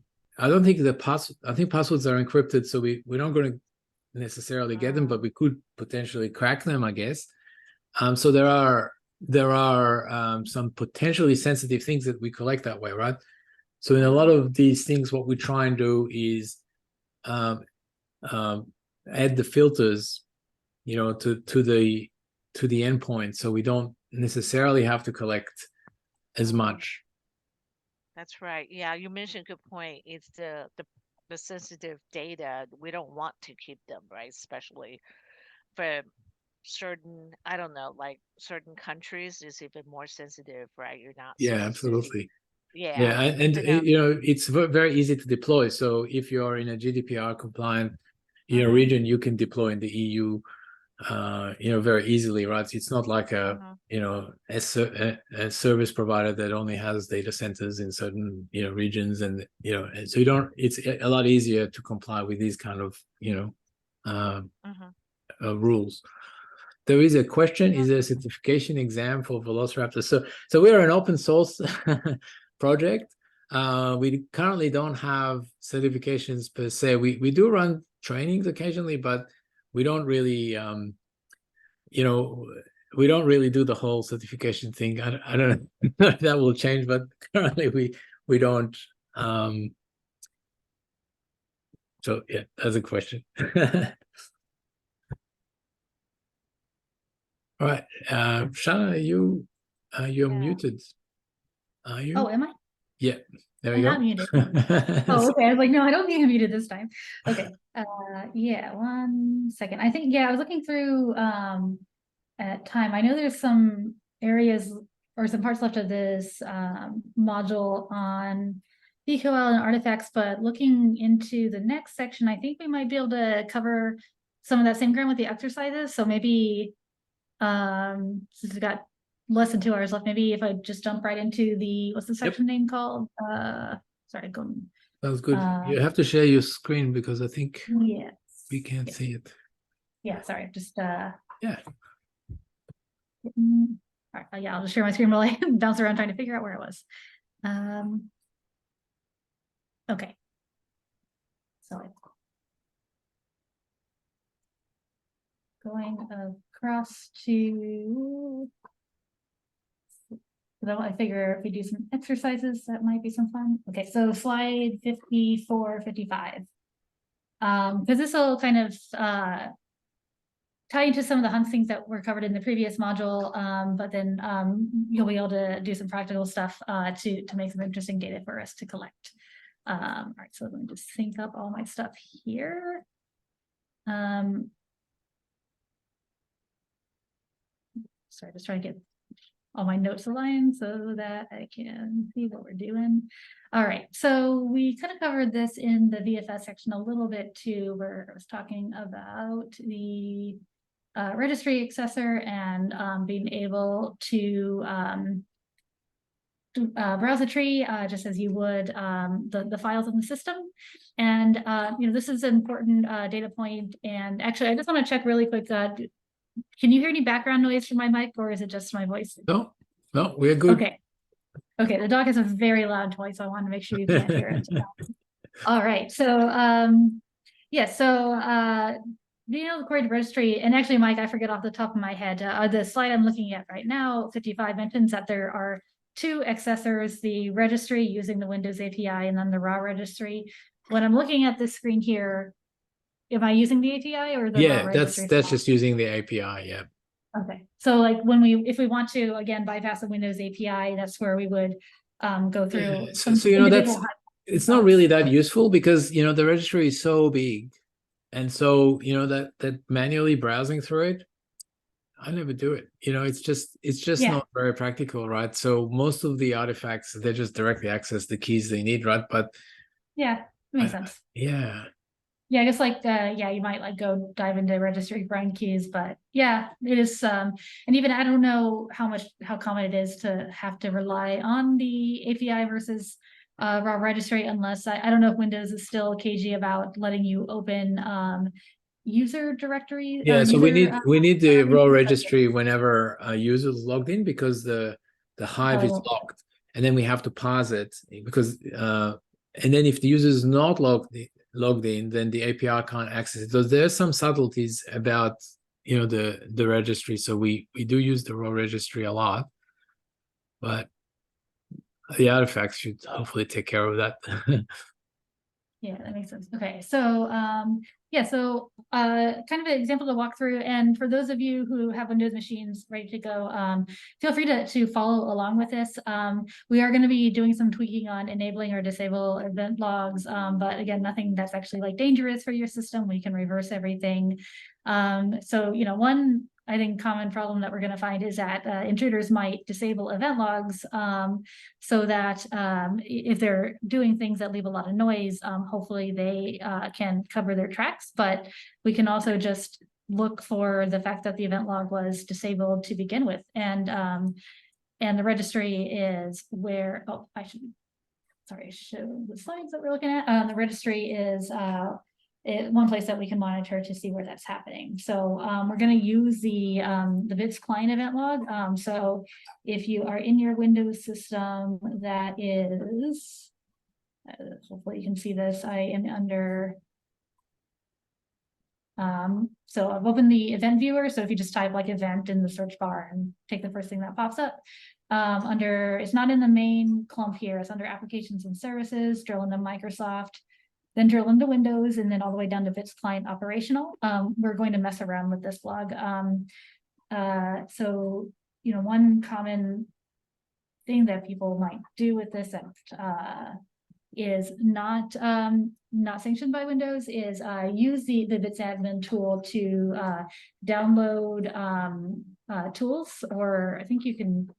Oh yeah, I was just like refreshing myself on this MITRE attack. You can also perform exfiltration. Basically, it's a tool that can download things. It's supposed to be used for, I think, just Windows updates, but Well, all updates. I think there's a lot of Chrome updates use it as well. Oh, okay. Yeah, awesome. Yeah. And then so because it's able to download things, you can use it to download things that you shouldn't be downloading, and it might be a little bit. If you're not looking for it with various detection methods, it might be a little bit harder to notice than someone just, downloading something by other means. So like a lot of EDRs, they'll look for like network connections by processes, and then they might go, oh, it's the Bits client that's downloading this. This is probably an update. It's probably fine because it's a signed part of Windows, right? So they would. So it looks a lot less suspicious than, let's say, PowerShell downloading something, right, and running it, or curl downloading something, running it. Like that looks much more suspicious. So to stay under the radar, sometimes that's the attack, right? They'll use the Bits client to download their malware for them, right? So it stays a little bit under the radar. Yeah, that's a good point, because if you're whitelisting that so you don't have all that noise, you miss the one important thing that's in there. So again, feel free to copy this command out of the slides. It should be like all one line, and then I'll show you here. So we do this here, and then download it to, I think everyone download it to the file on your system here. So I'm going to just like pull the front page google.com, save it down to a PowerShell file. So like, is this a real attack scenario? I would have just like, downloaded a script through bitsadmin that I can then run to do whatever other bad stuff I'm going to do on the system. So if I run this, it is going to, and it worked once, so so it looks like it worked. And then if I go in my event log and refresh it, I should see, what's it?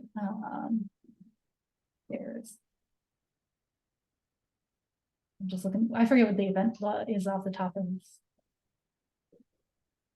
my head. Yeah, so it looks like there's several. Which is the one that we're actually interested in, the event ID? I mean, we could use any of them, but as long as you can see that google.com, right? Yeah. That's usually what we look for, because it would be some GitHub something, or some dodgy server. Definitely does not look good.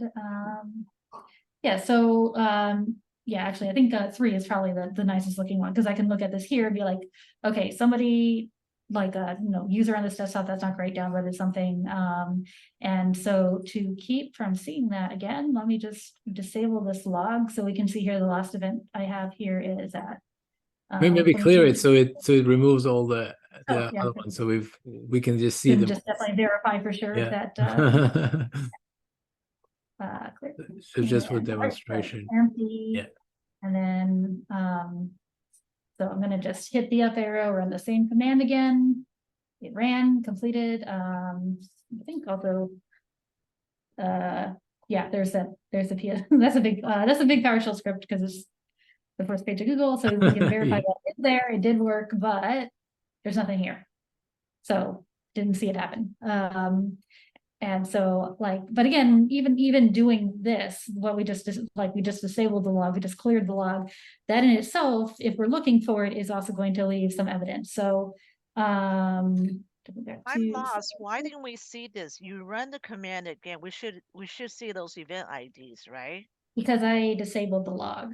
So you disabled the log. Oh, I see. I missed that part. Okay. I thought you ran this command again. Where did the event IDs go? Okay, you disabled the log. Okay. Yeah, thanks for making sure, because I know it's like tiny text and I'm doing it fast. Okay. Now I'm doing this through a desktop UI session. Maybe not the most common thing for an attack scenario, but we're gonna see like the guts of what happens when I click on this, and why there's other means that someone might be able to disable the logs without having a GUI in front of them, and then what that leaves behind so that we can detect it. So going back to the slide deck here. Yeah, so yeah, here's a screenshot of exactly what happened that caused that to disappear. I see. Okay. And then additionally, just to make sure we had a clean slate, I also clicked on this clear log item here. Again, since it's a VM, I don't care about any of the data, so I didn't mind clearing those events for the demonstration purposes. So, but what actually happens, like whether you're using the UI like this or doing something remotely, you're actually modifying the Windows registry to do this. So we're going to look at some ways that we can query the registry to find this technique. Because like, again, in this case, we didn't get the we didn't get the event because I disabled it, but the attacker still has to leave evidence behind just by the act of disabling the registry. So this is super important because a lot of EDRs or log analysis tools or whatever, they look at the log files, right, to detect, when an attack occurred, right? They look for these things, right? So basically, if you disable the log files, they're blind and they can't see it. So it's a whole detection opportunity that they're missing, right? Yeah, just like another old school forensic personnel, is it like Locard's exchange principle? Like you can't do anything without leaving some evidence behind. Like even the act of like clearing evidence is going to leave evidence. In theory. Yeah. I guess there's gotta be every rule, but yeah, generally like every way of being sneaky is going to do that. All right, so the slide I'm on right now, I'm on slide 61. This is doing it as an individual collection. Let me go ahead and I'm going to set this up as a hunt instead, even though I've got the one client here, just to make sure that we go over that. So, before we were looking at this little clock thing, and you can see all these jobs that have run here that have the little like F dot flow ID. Now, like if we had a bunch of what's a safe number of systems I can set up using that? Oh, you can do like a couple of hundred or okay. 100. Even if I'm querying the event log listing. Okay. Yeah. Okay. So what I'm doing here, this is in do you have the slides handy? What number is this? I think we are on for this. Yeah, this is back about like 70. No, wait. I'm going back to an earlier 66. module. Slide 66. Yeah. Oh, is this forward? Yeah. Oh, okay. Because the slides, we're doing it to one machine and understanding the artifact, and then we can do it as a hunt for all of them. So that's the order, but we could skip it. That's fine. Oh, okay. No, I thought this was the module I had skipped over. Okay, so good. I'm gonna just set this up and then maybe I'll just do. But so what I'm doing. So what I'm gonna do just to kind of like imitate a real hunt scenario is on slide 67. There's instructions for like configuring the client to be a pool of clients so that this one single VM is going to pretend to be several VMs at the same time so that it can look like I've got multiple systems registered here for demo purposes. So I'm going to run the Velociraptor command again. And I am not going to run the front end. So I'm going to forget where I downloaded the. So you have to be in the data store directory, wherever that was. So in the slide, we're using the temp directory because we didn't do the -- data store, in the slides, right? But yeah. Okay. So yeah, frontline directory. So I'm sending it the client config file so that it knows what server to register with inside my data store. And then so then this pool client command is I'm going to just do 10 instead of 100 because I'm going to query the event logs. Is that command prompt as admin? Because I don't know. It doesn't say admin. Oh, you're right. Thank you. Oh, crap. Let me just type this whole thing here. I want to just see what happens if I guess it probably won't let me do the query on the registry though. Oh, it might be all right. Yeah. No, I mean, it should be all right, but. Oh, okay, it's gonna just do it that. All right. It just popped up yeah. All right. It looks like that works. So I should see a whole bunch of Yep. Here we go. Yeah, so we have a bunch of fake systems. These are all actually the same system, but now I've got 11 total. So now if I set up a hunt, and now let's go back to what slide were we on? Slide 61. So I am going to do a hunt to look across all of these systems and find out if anyone has disabled event logs on these. So I'm going to just run, well, for these, I'll do match by operating system. So I'm searching event logs. So like, let's say I was in a large environment and I want to query a bunch of clients, but I also know that there's a whole bunch of them that aren't going to have event log files because they're Linux or Mac OS. And so I don't want to, waste their resources by having them start the job, look at the artifact, find out that they aren't supposed to run that artifact, and then drop that. So I'm going to select just Windows. This doesn't matter, but I'm going to say start hunt immediately so that as soon as we finish this, it'll kick off. It's telling me that I've got 11 clients in the scope because I've got those, the one row client and is that squeaking noise coming through? No. Okay, so, oh, this is my mic is very thin. Good. Yeah. All right. To look at the this is the Windows event logs modification. So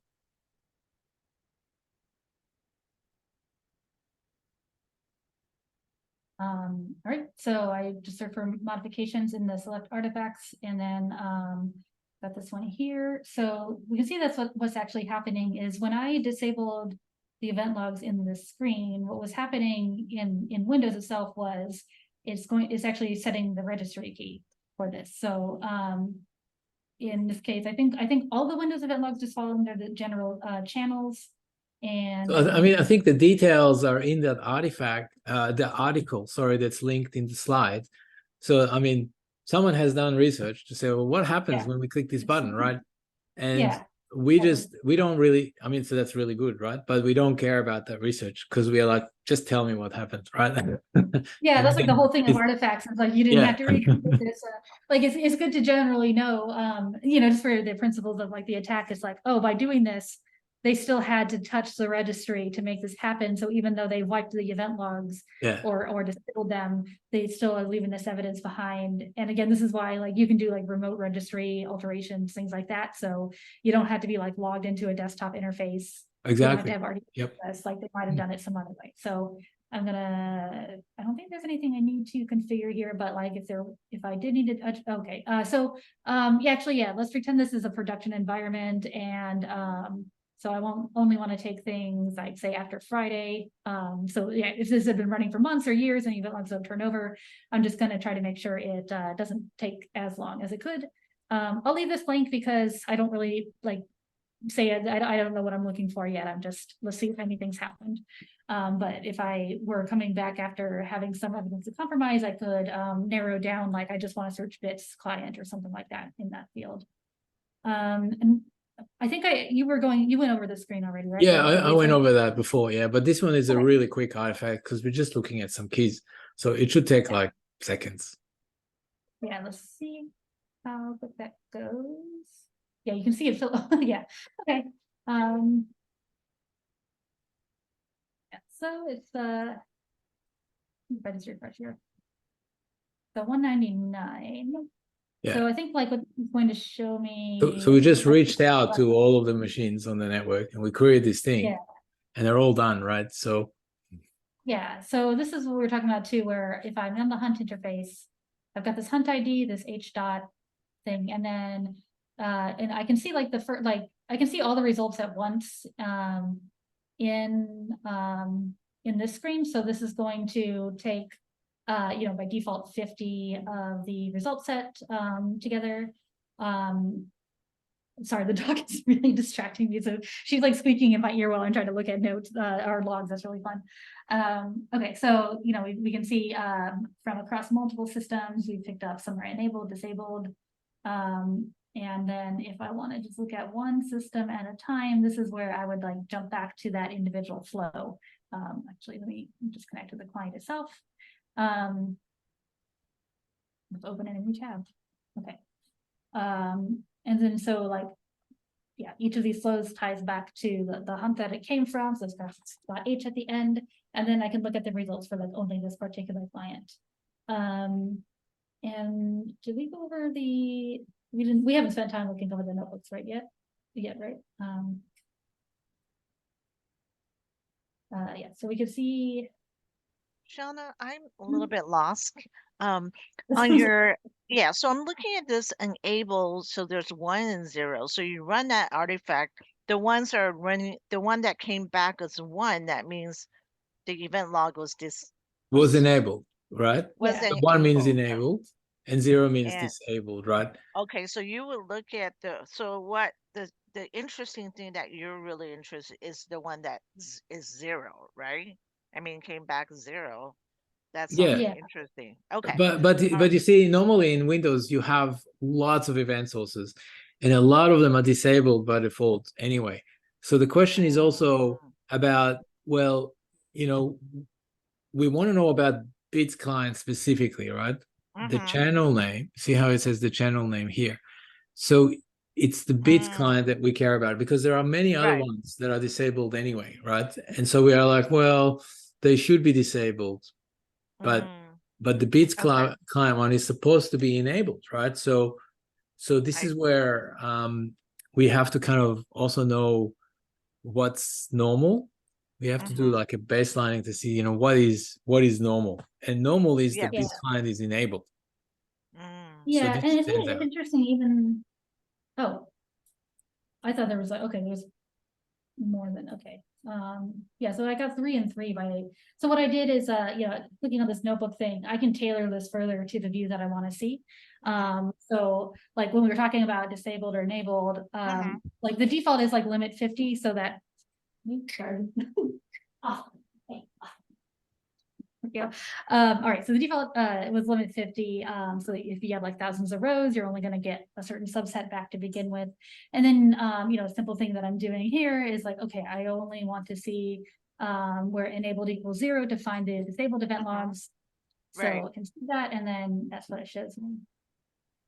So yeah, this is like, an indicator something is wrong. Like Mike said, it's normal for bits client to be enabled. It really should never be turned off.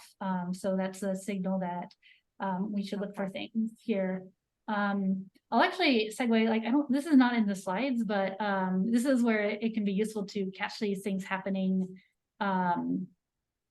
in line. So what I actually like did in the background was like, okay, I know after the fact that these are disabled. I don't actually know for sure, like if this was disabled, when did that happen? So, and Mike, stop me if I'm going down a tangent too early on this, but there's another thing Velociraptor can do, which is run queries continuously on the client to detect changes. Yeah, I think we didn't really cover that in the slides, but yeah, that's a good point. It's just like it occurred to me like as I was like going through, it's like, oh, I should set this up. So actually, let me connect my original client. Just what's the original one? Because I know I had this running on the original one. The reason why you want to do it continuously, was it because that client you have the suspicion that, because you have to specify continuous on particular client, right? Yeah. So the problem is that we can do a spot check. This is what we're doing with Hunt, right? So we go in and we're saying, is this log enabled or disabled, right? Now that's fine. Like if we know it should be enabled, but if you actually look at all the event sources, there's hundreds, thousands even of different logs, right?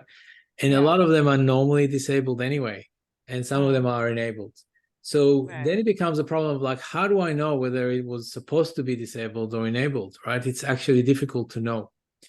So this is because we're looking at a point in time where, like, saying, this is the system state. Is it good? We have no idea. And what China is showing here is we can turn it around and we can say to Velociraptor, hey, why don't you watch those registry keys and tell us when they flip?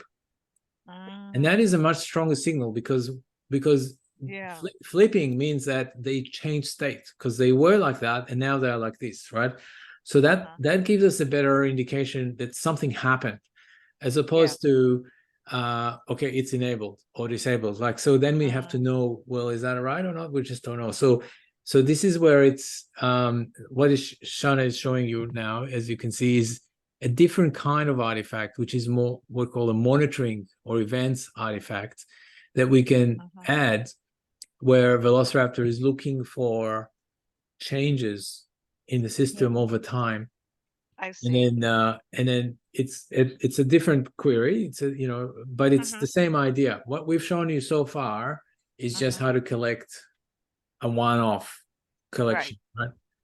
Yeah. So Yeah. this is what she's saying was Sean is a bit skipping ahead, but we're not covering that in the slides, but it's just useful to know that Velociraptor can also do these real-time monitoring. I mean, this is great. I mean, once you do this real-time event monitoring, this is what I would probably say, hey, that's what I'm going to be doing next, right? If I see Right. something. Yeah. Yeah, it's like I Okay. figured, yeah, I definitely want to encourage folks to explore more because, like, you mentioned the interface with the timeline a little bit earlier, and this is where that interface also comes into play. The one similar to the audit log. Exactly. Yep. And you can see here, yeah, it's looking at the same registry areas, but the difference is like, so this is, I think this is this is built in because this is not from the exchange. Yeah, right? it's a built-in one. Yeah. So this is different from the other artifacts you're looking at, where if they're just type client, those are the ones that you use for collections and hunts. These client event ones, they use special plugins. Like in this case, we're looking at this diff here. So unlike that point in time hunt we took, like this would be the equivalent of if I like ran that several times over, like periodically, and then like look for the differences in results. So this is just every 60 seconds looking at the registry keys that it's monitoring and looking for a change. So when I went in and disabled that event log, the next time it did that diff, it saw that the SAD changed and fired an event. And so I would assume as well, if I enabled it pretty quickly, I don't know where I am on the minute, but that will result in an event soon enough. You can also like look at the logs just as you can during a hunt, and see earlier what's done. Yeah. I also cheated a little bit earlier, like as you were talking through the VQL stuff, like I realized like there is a bitsadmin hunting artifact to look for what we were just doing, but there wasn't one for monitoring it, but it was fairly easy to convert maps over to an event monitoring one. So I do that in this is how easy it is to edit artifacts. Like I did this in like the 5 minutes while Mike was going over VQL and just deployed this really quick. Oh, nice. So that's a custom one, or that's an exchange one? It's like almost an exact copy of maps from the exchange. Nice. That you just customize. Cool. Yeah, I'll pull up the one that I used. Let me get it from the exchange real quick. Nice. Yeah. Yeah. So this is, Matt Green, he's probably written like most of the massive artifacts that look for all the like really cool techniques. For Velociraptor, he's continually publishing new ones for new vulnerabilities and threats. But so a fairly complex set of IOCs here to look for suspicious items that you shouldn't be downloading this through bits. And then this one is something that you would deploy to a hunt. So if I hadn't cleared the event logs and then run this artifact, it would find those events where I was using like downloading from Google. But by changing this, I just like altered this a little bit, and then change this to the watch EVTX. So it's just going to continually look at the event log for bit7, and then deploying it, it was able to see this activity. So and I could like proactively know that something had happened. So yeah, just a couple cool examples here. Nice. Yeah, I mean, Sean has changed it from a point in time collection to a continuous event collection, to see that. That's cool. Yeah. There is also a question in the chat. Oh, sorry, we didn't notice it. How often is it updated? How often is the artifact exchange updated? So whenever someone sends us a contribution, it appears immediately. So every time they send one, it gets updated. So yeah, 2 days ago.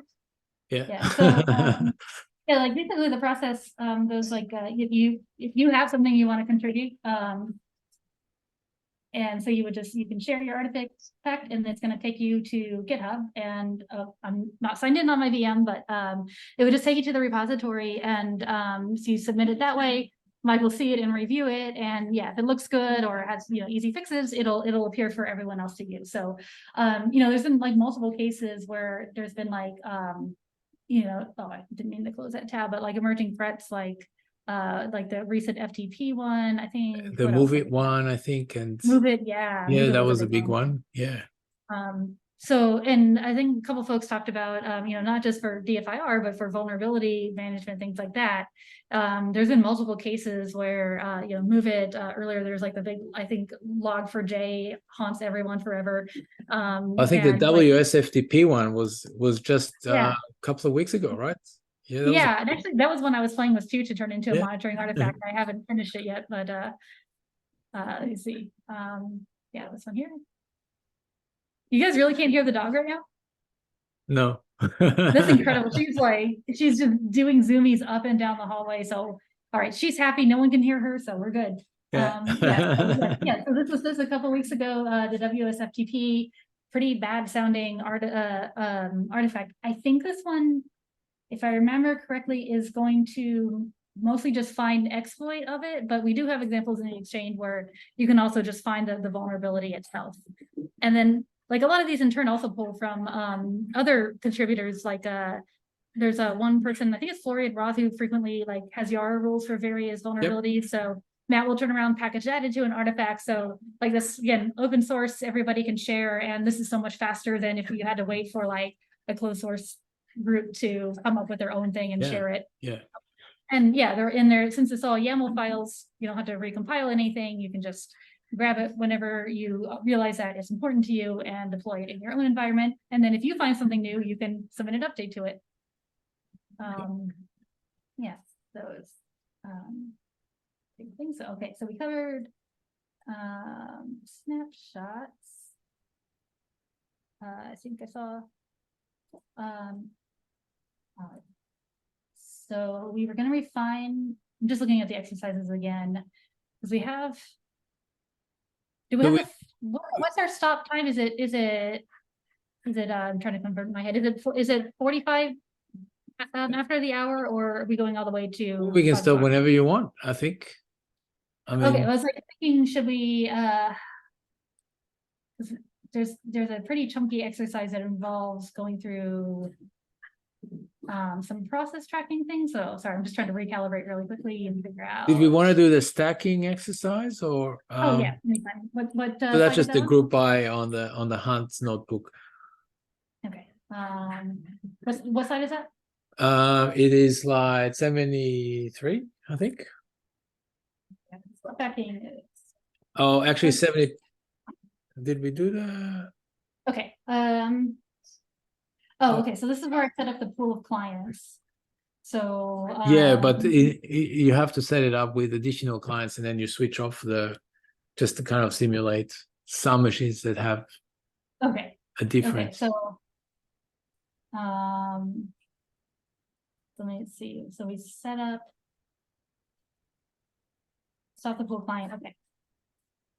So yeah, I'm going to stop that pool client then. What is that command prompt? Did I already close it? Oh, it's got it somewhere. Okay, so I'm just gonna. So I'm stopping the pool client. Yeah, because I think all of those would have picked up that the log. Then disable the log.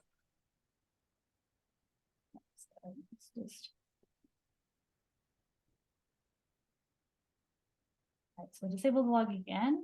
Yep. And then then increase the number by, like, let's say another 1 client or 2 clients.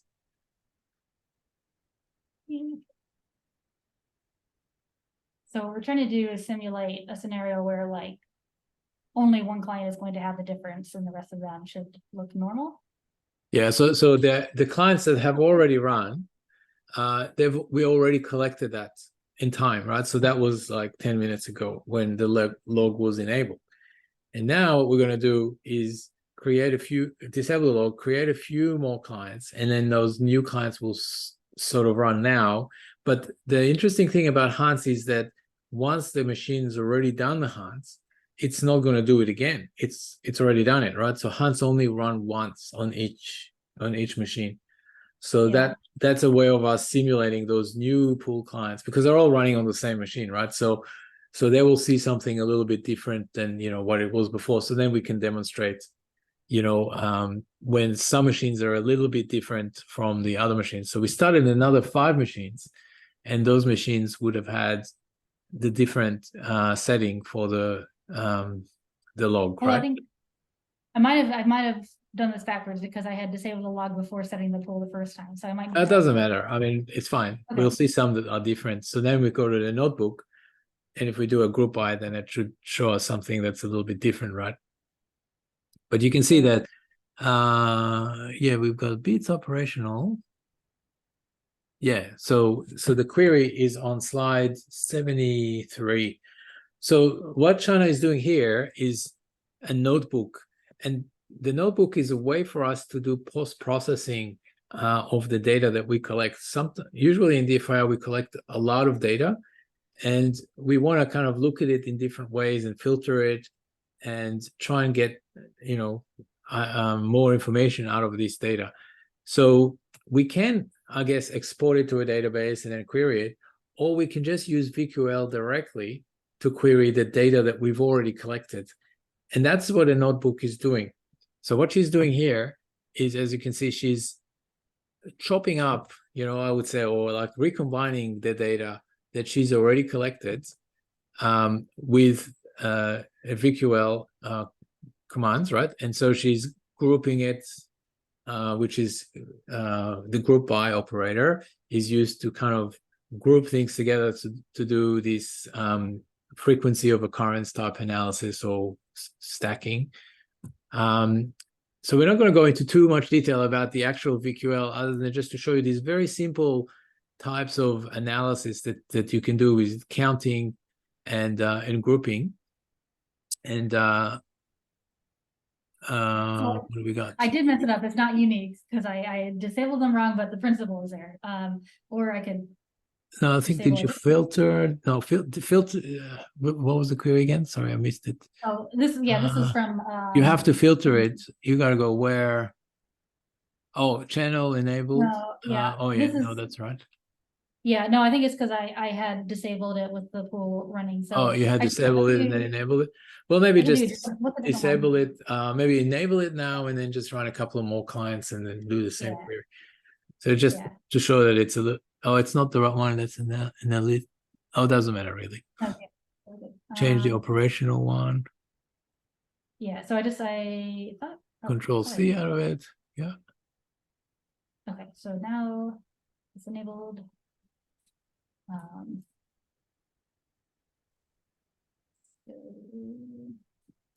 Let's make it. What's 100? 100, yeah. No, you just want one. You just want one. Oh, I just want one out. Oh, sorry. It's gonna have like 99 difference. Anyway, I figured it would stack up that way too. Yeah. All right, so it's fine. I think it's all right. I think I killed it actually. Yeah, I just do it again. It's fine. Yeah. All right. And did I accidentally? Okay, I thought I accidentally killed my server, but good. No. The server's fine. We should see this. Here, it's ticking up now. It's actually like really testing VMware. So it's actually like, VMware Fusion, I'm not always happy with the way it runs. And now I'm like doing this 100 times over. So the fact that it's actually not falling over is pretty impressive, I think. Maybe just hit refresh on the notebook and I think we should see something a little bit different. Yeah, because it's up to 60 now. 86. And then sort by count. But it's not refreshed yet. Sort by the count. Oh, sorry. There's only 6 rows total, so something's up. Let me just try. Oh, ordered by. Oh, it's already ordered by that. Yeah, it's just there it goes. Oh yeah, here we go. Yeah, so yeah, now you can see the difference stacking up here. Yeah, so bits client operational enable equals 0. There's 16 of those, and then there are 46 where it's enabled equals 1. Yeah, see, so it's just like the third row. Yeah, so it's like stacking up so that, like, what this could look like is several machines got hit, and you can see they're all disabled, and then now I've got 101, so it might be even. Recalculating. Yeah. So now it's even more stark. It's And this is going where, up. Yeah. as you saw, I accidentally did toggle the analytic one for a second, but yeah. So out of this total Yeah. 101, Out of machines, 101. only 15 have Yeah. been disabled. That's weird. That's not supposed to happen. Yeah, because so normally what you'll have is when an attacker changes the configuration on a few machines, they're not, if you have like 10,000 endpoints, they're not going to go and change 10,000 endpoints, right? So you'll have most of the machines will be configured properly, right? But then a few will be different. And that is called stacking. When we do this kind of analysis, we're like, okay, we don't know what the setting should be, but just tell us how many machines have it this way and how many machines have it that way. And then usually with this kind of analysis, most machines are not compromised, and so you will say, okay, most machines have it like this, and then a few machines have it like that. So, something's wrong like that. At least, they're a bit different. There might be a reason for that. There might not be a reason, but it shows that these are the machines we need to focus on. This kind of analysis is called stacking, where we try and stack together similar things together and count them, and then figure out how many are different. So, and it's very frequent. We do this kind of thing a lot, not just with looking at configurations, but a lot of different things, right? Yeah, I think like processes are probably like the classic one, or maybe Or it's like accounts, looking at logins. account. This is Yeah. this account came from this IP, 99% of the time, and then 1% it came from this IP. So that looks a bit weird, right? Like most of our users log in from the US continental, and then this one IP logged in from China. What's going on, right? These kind of stacking exercises, we use that a lot. It's a really common technique. That goes back to that least frequency of occurrence. That's like one of those like foundational, like that's the thing that's probably the most interesting. So I have a quick question. Let's look at where it is right now. So if we look at the Windows bits client operational enable 0, there's 16 instances of them. There's 16 clients have that issue, right? Correct. What Yeah.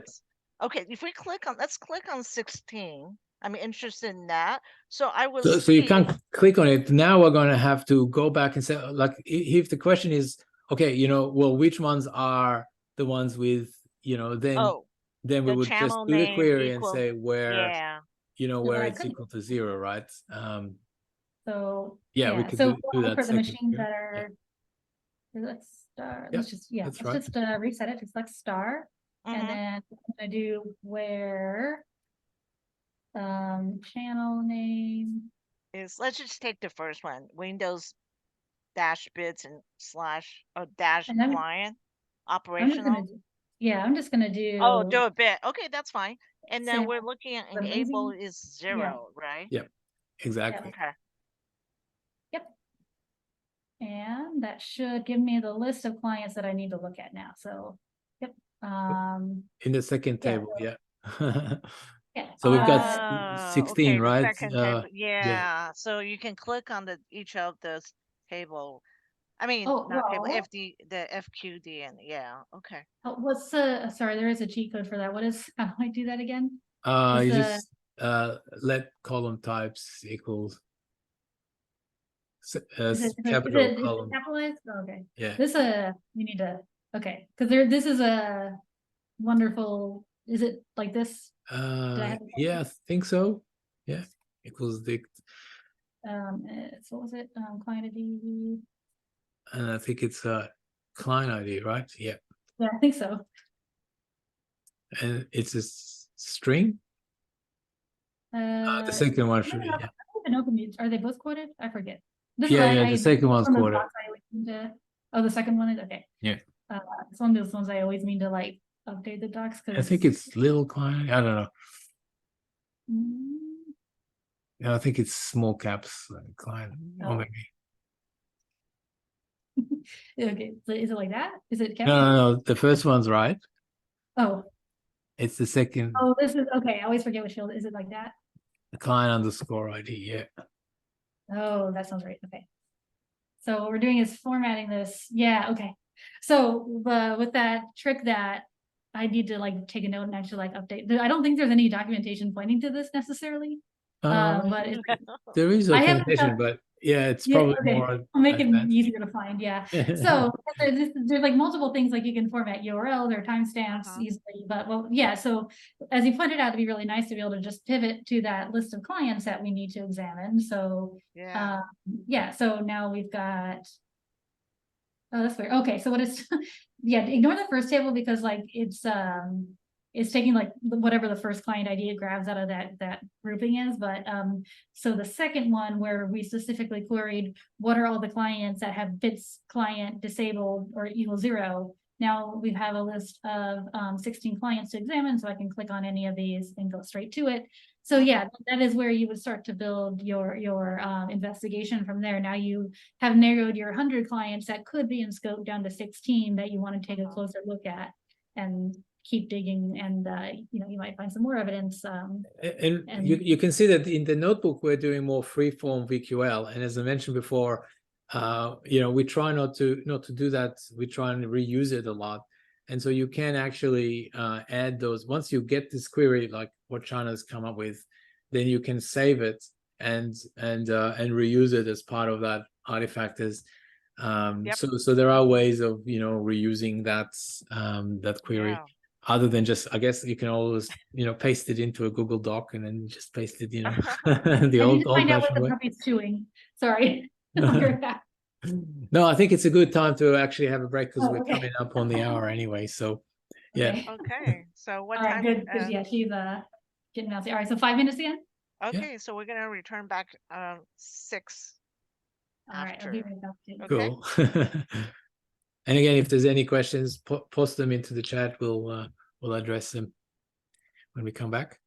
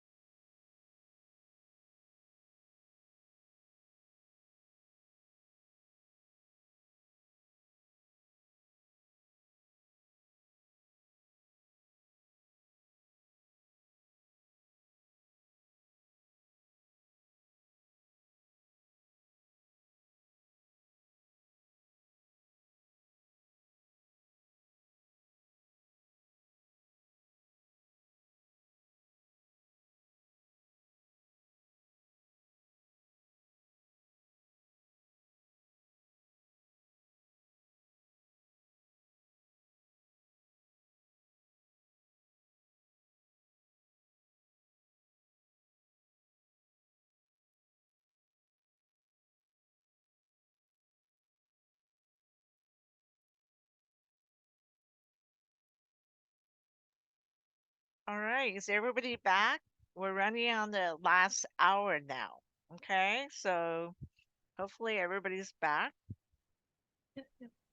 All right, Lisa, I see Lisa's thumbs up. Okay.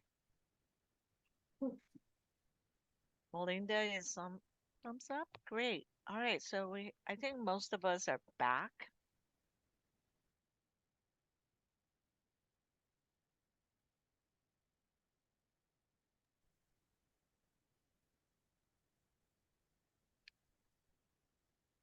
Side, I think I'm gonna jump to a snapshot that doesn't have all these clients connected.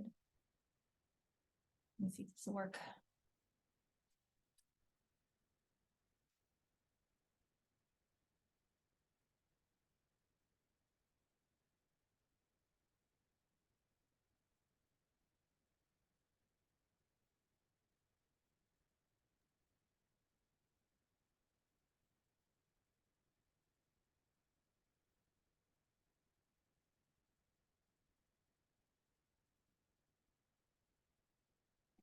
Can you all hear me? Yeah, I can. Yep, cool. All right, so I actually think we're come up to the other exercise here. That's pretty interactive. So again, anyone who's got the system available, feel free to follow along. I'm actually jumping to a snapshot I have from earlier today that should have, like, just in case I don't get this all to run smoothly in the time we have, I have some older data. Share my screen again. And Mike, are you here too? Yep. Oh, gotcha. All right. Yep. So are we good at being at the process tracker slide 74? I think we're over. Yep. So I've I've reverted. Shoot, my screen's all messed up. How's my screen look? I can change the window size a little bit. Yeah, so the process tracker is about monitoring, and I think we touched on it a little bit before when Shana showed us how to do monitoring rules. So it's actually kind of, so we do actually touch on monitoring a little bit in this introductions. Be pretty cool. Yeah. Oh yes, that's true. Yeah, so and the process tracker is really useful. Like if you have this client running at all times on the system, and like we said, there's ways that we might want to be proactively gathering data, even if we aren't necessarily looking for anything specific at the time, having a reference of historical data that's like lightweight, like in the case we're talking about the process tracker, you might have a sim or something that's also collecting this data, but with the ability to query this point in time on all your clients that are running, and we'll see how to build nice like process trees, look across like parent, child, and even sibling relationships, and so if you do have to jump into an investigation, you've already got a good data set to look at, not just where we are now in time, but however long back that process cache can go. So let's go to setup. Yeah, so and also going over some more reasons, like why we want to go out to do this versus like just automatically collecting and forwarding all process execution. Like you're going to have interesting information there, but you're also going to have a lot of data that just is making a lot of noise. So this is a very common question that we ask when when we do DFIR, is we want to ask, where did this process come from? Because we always, a lot of the time, especially disk-based forensic artifacts are about, oh, this process ran, so we have, a prefetch, or we have, something in the log files, or we have sysmon, or we have, so there is some kind of disk-based, artifact that's left behind when the process ran. And in a lot of the DFIR questions, we ask, did this process run? Or, did the user click the malware and did the malware start running? Did the user open the mal doc or the, the Word document with the malware in it or whatever, and then the the malware start running. So answering about process execution is a very common question that we ask.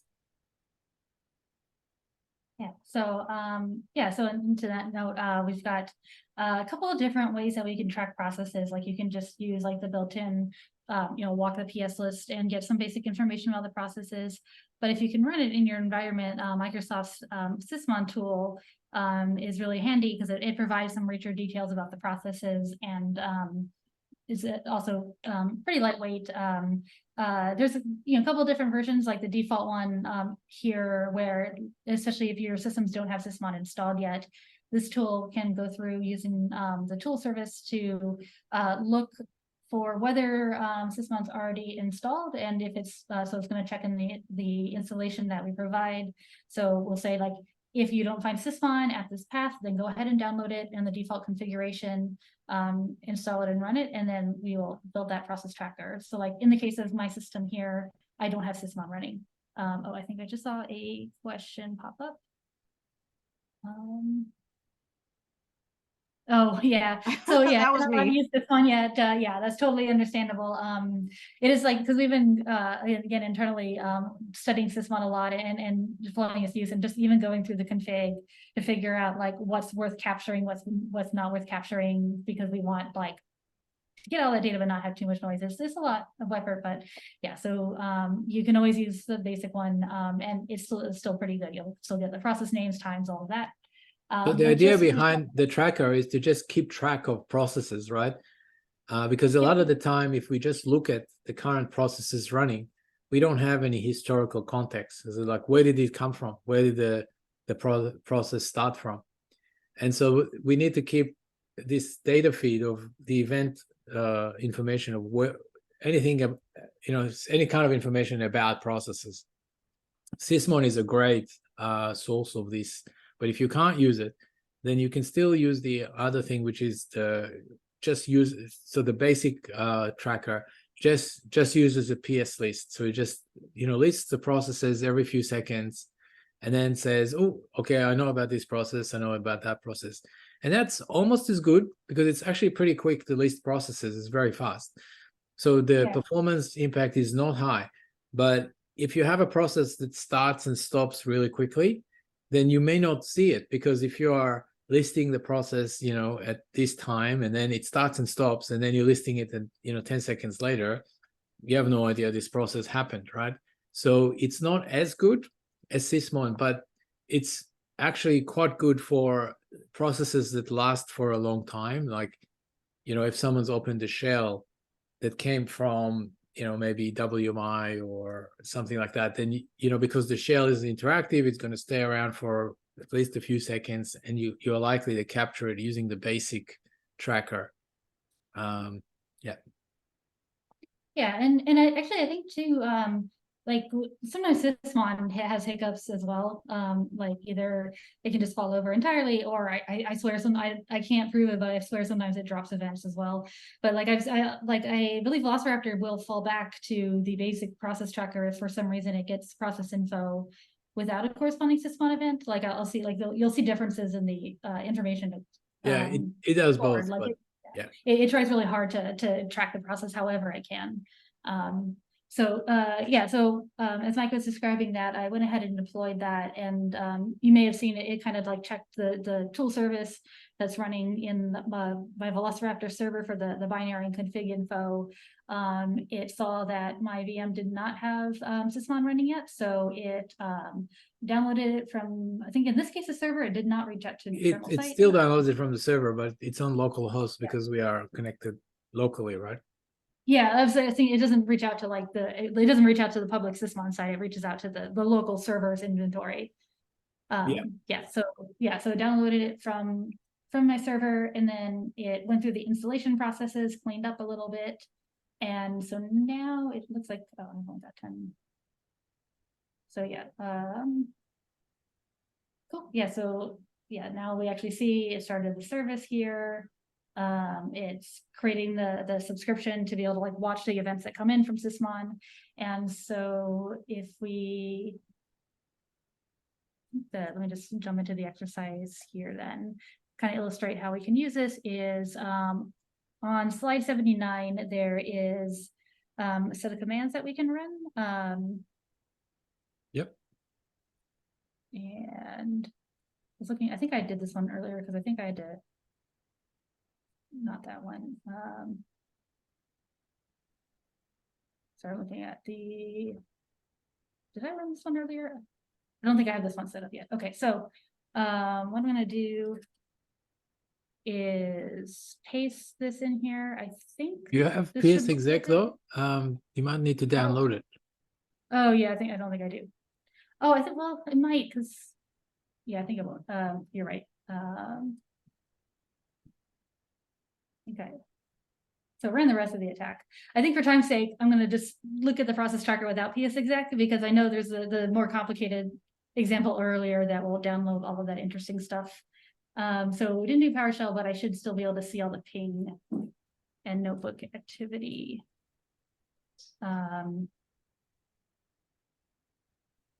Yeah. Didn't it? Yeah. So I don't have, shoot, I forgot to put process tracker on this thing too. Let me just run this and see if it gives the data that we're trying to describe on the slides anyways.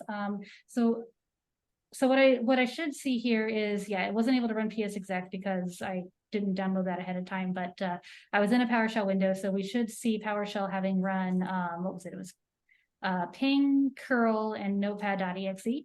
Yep. So that by itself should look pretty weird. So I'll see an error that I couldn't run PS exec, but the rest of it should still be there. So what I'm going to do to illustrate that process tree looks like is just search for, is it process siblings you want or just process?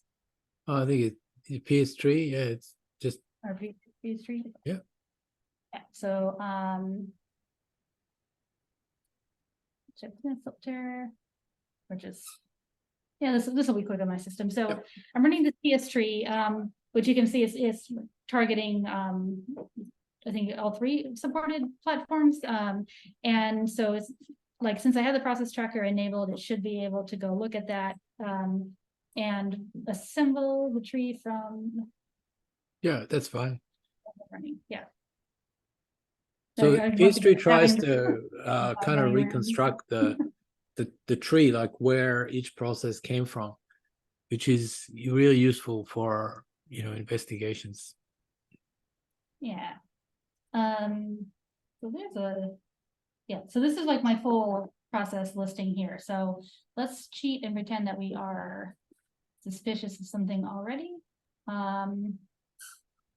I think if I want here to search for where, I mean, you can just scroll down till you see services, and then.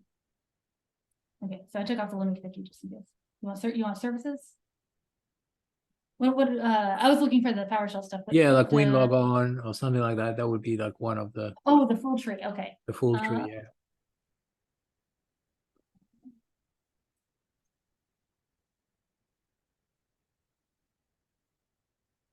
Oh, I think this will work.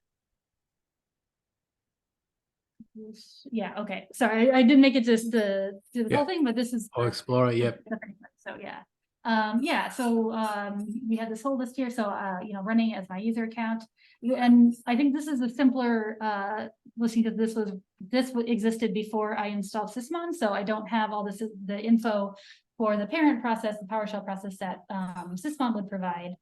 I can click on this. Oh, you do, because if you open Explorer, then you can see the parent. But yeah. I mean, like the difference in like this is a fairly simple block because the PowerShell process was running before I installed Sysmon. I think if you look at WinInit, which is like the first one, that's the top level, then you should see like everything underneath that. Yeah, but like and this is the more detailed information here that Sysmon runs or Sysmon collects too. So I'll jump back to WinInit, but yeah, we can already see here a series of suspicious items. So I've got PowerShell running with ping, curl, and notepad. Probably none of this is good.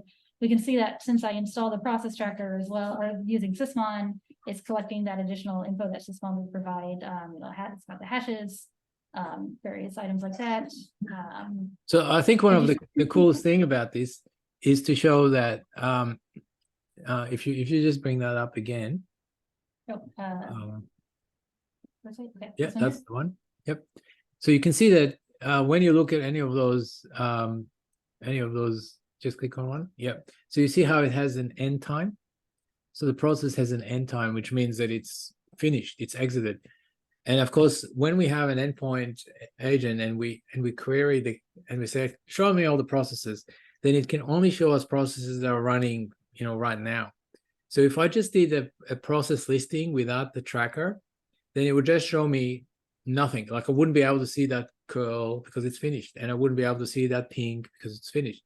So having that process tracker there keeps that information in the tracker, so that I can look back at the history of the processes and say, okay, these that's what happened, that's where it came from, and then and then I've got something that I can look at, right? And this sequence of activities, the ping and the curl, that's very typical of an attack sequence, right? So the attacker is first looking around the network, trying to figure out what's what, and then they might connect to another machine, and then and so by the time we come and do the DFIR on it, the attackers usually, those processes are gone, right? They're finished, so we won't be able to see them. So that's where the tracker is useful. Yeah, I don't know. I have a question.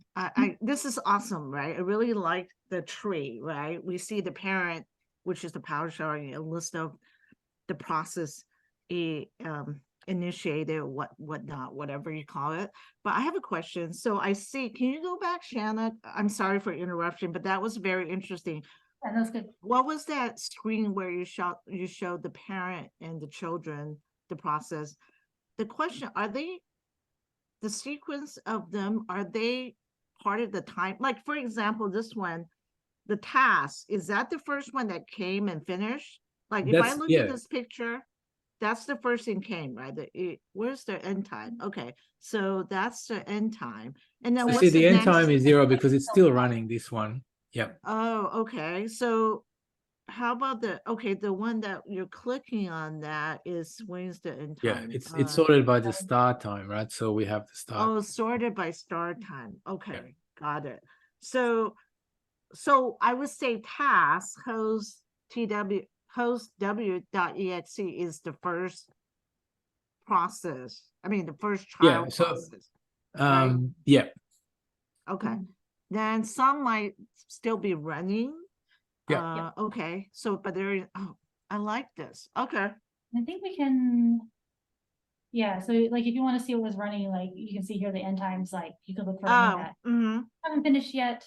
And I think the ones that have terminated. Let me. If you just look for Explorer, you'll see like in the command line, just search for Explorer. So something was up when I was trying to filter it. I don't know if you saw it, like.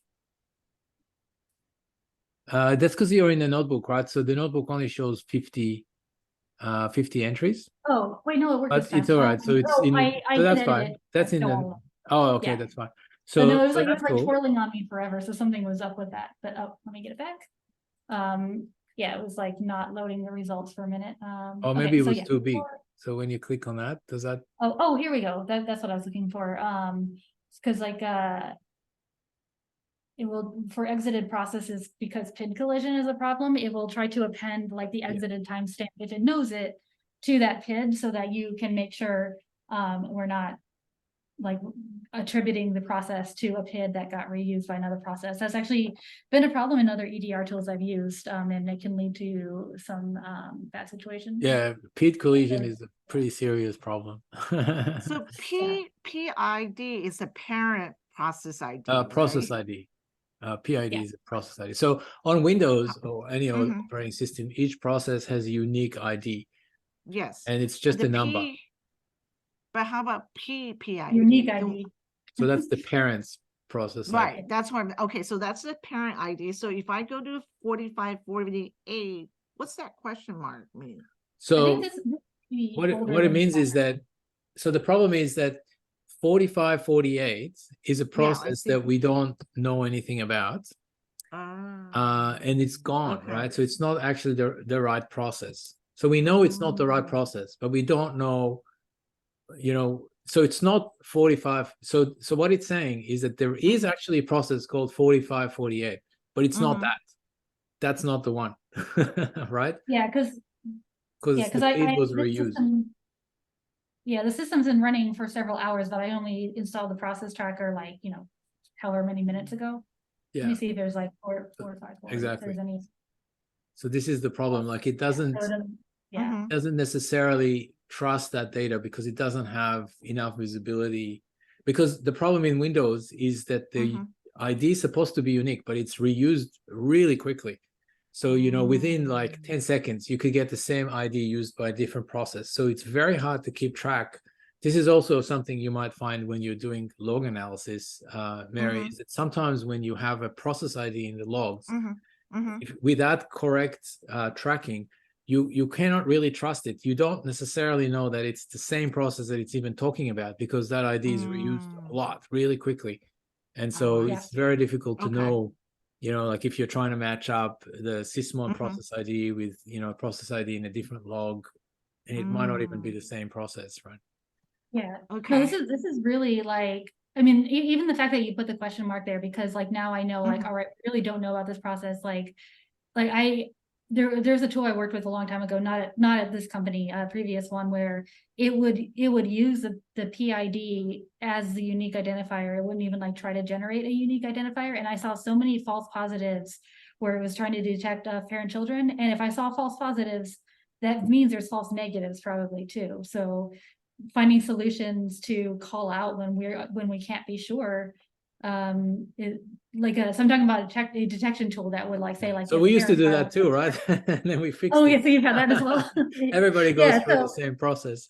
Yeah, but like this is honestly like one of the better solutions I've seen, just in the sense that like, because I think, well, I mean, a good technical solution that I think most CGRs do now is like give a unique identifier, like, you know, it's like a long hex thing. But as an investigator, that's a lot to visually process. So being able to look at the process chain here and just see the numbers. It's really difficult though, because you know, a lot of tools, they use this random number, like hex number, to try and identify processes uniquely. But it's difficult because a lot of event sources on Windows use PID. So if you use a random number, it doesn't help you, because you know, there's going to be some log somewhere that says, oh, this process PID 12 did this, but it doesn't tell you this process PID long hex thing. So you can't use it as a joining. You can't really refer to it back because the system still uses PIDs. So you can't. So while it's a great idea to try and replace, you know, PIDs with a long complex thing to avoid collisions, if you can't make the system use anything unique, I mean, that's what the system gives you. So you can't really replace it with something else. It's a problem. These are one of the challenges that we face, you know, in the field. That's why it's such an exciting field, because every time, you know, we think something is one way, it turns out that it's not quite the same, and there's nuances. Yeah. So, you know, looking at the next exercise, so there's a whole section on NTFS, and then there's like a fun live exercise on it. I don't know, Mike, like in your opinion, should we skip to slide 91 to actually like run some things over the MFT and let folks like peruse the NTFS between that, or we try to go over MFT instead of doing the exercise part itself? Because I think it's fun to look at the results and try to get those files back. So, I mean, the exercise is useful, but, you know, like, I think we could just talk about some of the artifacts. In general, like, I would like to talk about the USN journal, because that's a cool one. And that's a quick one. And then, you know, we could look at the MFT, but. Okay, cool. So yeah, actually, so if I run the scripts through on slide 91, that we'll have to use the USN journal to find some of this stuff. Yeah, I mean, you can find lots of other things with it as well, right? Yeah. So what I'm doing, let me pull up the slide here. Can I navigate that way?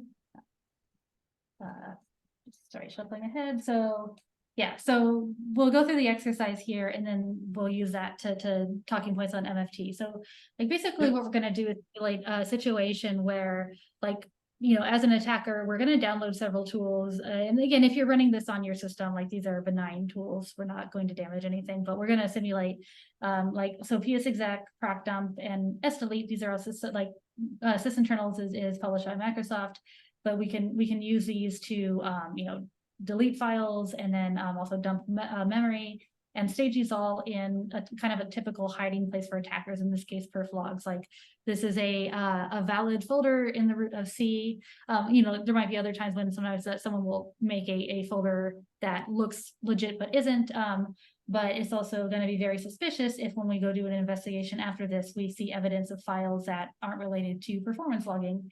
And then there's also this URL here. This is, I think this is just one of your servers running in AWS, this IP address here. I think it's just a random thing. So what we're doing here is, remember before we actually talked about the mark of the web, I think we talked about it really briefly as, you know, it's just an artifact, NTFS artifact that tells us about, you know, when files were downloaded from somewhere by having this zone identifier on it.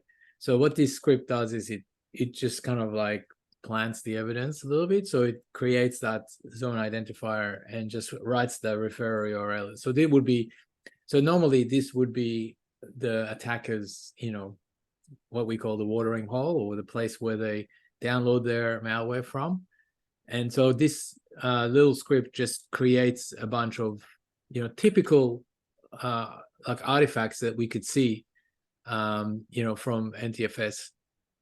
So I mean, we can do it quickly. You know, I've got it set up already. That's why I took a snapshot. Oh, you got it set up. Oh, so you've done it before? Okay, cool. Yeah, this is the one, and I see that I think it should be, if people are following along slide 90. The rest of us, we're just gonna run it quickly. I don't have it set up. Okay, I think this is NTFS. Okay, so I saved the contents of slide 91 into this PS1 file earlier. So we're going to go through just that. It's going to download these 3 files. So you see it got the first one. It should grab the next couple. And then, it's going to create. It's taking a minute. There we go. All right, so that one's finished. So again, what I should have done is create those files, and then it's also writing these to the alternate file streams on these files. So when we go do the hunt later, we're going to see some of that evidence. Then on slide 92, I'm going to generate some more stuff for us to sweep up with this hunt. So I think it dumps the process memory out of calc. First I'm gonna, so I just wrote this test.ps1 file to perf logs, and then I'm going to stomp over that file name, that psexec64, gonna rename that to faith.exe. And then this is the part you were talking about, gonna start the calc process and dump the contents to memory. So this is to simulate like maybe like a common use for memory dump would actually be dumping like credentials out of the LSS process in Windows. That would be very, very bad. So you can see this command I just ran, started up calc, and then it used that what was the one that procdump64, and it dumped the process memory from that calculator process into a file, this calc.dmp, and then no, we haven't deleted those yet. It killed the calculator process. Maybe you can just switch to the next slide so we can see the script. Oh, sorry, I was looking. I keep having. No worries. Yeah. Yes, so there we go. Yeah, so that's what we were doing here. So I did these first couple steps too. I wrote a file to test.ps1. Then I did this little rename here. And this is where I was dumping the memory from the calculator process. So now I'm an attacker. I want to prepare that file. So let's pretend that calc file was actually credentials that I dumped out of the LSS process that hosts all the Windows security stuff. I want to get this off the system and onto mine. So I'm gonna go and zip that up. So I made this very innocuous looking exfil.zip. And so that is done. And let's pretend now that I got this off of my system and I want to clean up after myself. So I'm going to run this last command here. And this is typically what we do in DFIR. You know, we want to know what the attacker has done. Like, did they grab passwords? And then we want to know, did they actually exfiltrate this data off? You know, because in a lot of the reporting that we have to do for breach notifications and things like that, we have to be able to confidently say, you know, the attacker has, exfiltrated the data, or didn't, or the attacker had access to these files. You know, so that's the kind of questions we want to answer. And as you can see, attackers are also pretty good, and they remove all of the files afterwards. So it's not always that we will be able to say, oh, look, there's a zip file, and the zip file has all these things, so now we know what they took, because that's too easy, right? So they will delete that zip file. It'll be hard for us to tell what they took, and then so it goes, right? So it isn't always very easy to tell.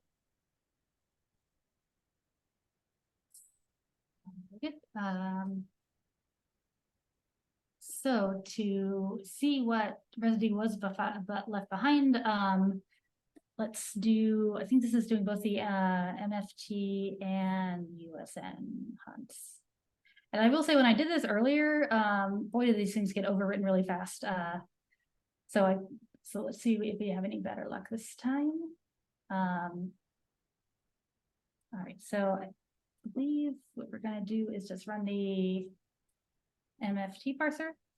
So for those who don't know what MFT is, on Windows, we have a file system called NTFS. And NTFS is a very unique file system because all the files, all the metadata about the files, I should say, is stored in a table, just one big file, which has all the information about the metadata. So all the metadata of the file system is together, and that's called the MFT. So what we're doing now is we're essentially looking at this metadata that the file system stores about every file, and asking it about, and we're filtering it. So we are analyzing, parsing that information on the endpoint directly. Traditionally we would, get the disk image and then parse it and things like that. But what we're doing is we're turning things around. We're parsing it straight on the endpoint, and we're putting constraints on the filters, as you can see Shana is doing now, these constraints, so that we can surface only the relevant data. And that's important because the MFT can contain a lot of data about files, and they may not be relevant to what we're looking at in the moment. So by filtering it, we are reducing the amount of data that's sent back to the server, so we can be more targeted. So it looks like Shana is already filtering for only files that were modified after a particular date, and that is a really good way to narrow down a focus. So we don't have to troll through a lot of irrelevant data, and that's always a good thing. Sorry about that. The dog is literally chewing on the right now. Yeah. So what's happening now is that the endpoint itself is going to go through, filter, all of its, filter its MFT and send us back the results. That can take a little while because, the MFT can be large, and typically it's about, a few hundred megs. We didn't get any results though. Maybe the filter was maybe my time was, yeah. Let me try it again. Too narrow. Configure, parameters. So I just made a copy of the hunt I did earlier. Let me just go back a little bit more. That's all I did wrong. Yeah. There we go. That should actually look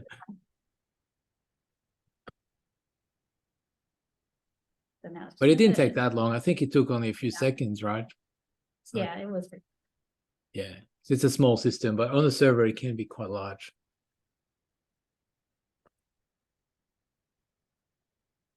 I think it should already. Yeah, there we go. And we got rows back.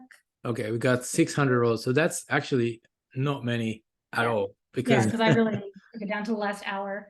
So it's an hour. And then, yeah, so in the example here, we were doing, to make it a little bit easier to read, I think it was select OS path. So I like, there's a lot of columns here, which is great, but like just say I'm like want to give a quick scan of what's in here. I'm just going to cheat for the sake of time and narrow it down to where OS path is. By the way, when I do this equal sign tilde, this is doing like a like rather than an equals, and I use it way more often for strings than equals itself, because then you don't have to worry about case sensitivity or exact matching. So I'm going to do perf logs. So I'm going to say again, if this were a real scenario, I probably wouldn't know about perf logs yet, but in this case, yeah, here we go. So we've got this pile of files here. And let me just want to see what other data is here. And like most of these files should be deleted. So if I were to try to just grab these, I probably wouldn't have much luck. No, we don't delete the executables because it's actually very hard to recover deleted files on NTFS. So you don't see it in here. So you can see that we see the tools that are left behind, but the attacker has created the exfil and we don't see that. So we don't really know anything about it with this evidence. We're going to need to use the USN to learn about the extra files, because NTFS is very aggressive about cleaning up deleted files. So whereas in the past, with very old file systems like, FAT, we could sometimes get deleted files and can recover deleted files. With NTFS, it's just very unlikely to get any of that. So in practice, it doesn't always work. So it's hard to recover. But yes, now I'm setting up this USN. What Chana is doing now is she's looking at a different source of evidence called the USN journal, which is a different type of evidence on Windows. And what that USN journal is, it's essentially a journal or a log file of every time something happens to the file system. Like whenever a file is being interacted with, written, deleted, it writes a journal to say, I've touched this file, I've touched that file. And so that means that we can see files that are no longer there because it's just a log file to tell us, I touched that file, then I deleted that file. So if we look at the directory now, like the file's gone, right? But the USN is telling us that something happened there. And that is why that is really useful in this case, because the attackers deleted the exfil package. So we should be able to see Shana is just filtering out. Yep. You can just browse it, but also you can filter. Yeah. So if I filter where reason, like, do I have to filter in an array? That's a good one. Yeah, where reason matches deleted. So we'll see which files deleted, right? Just write delete. Yeah, it's good enough.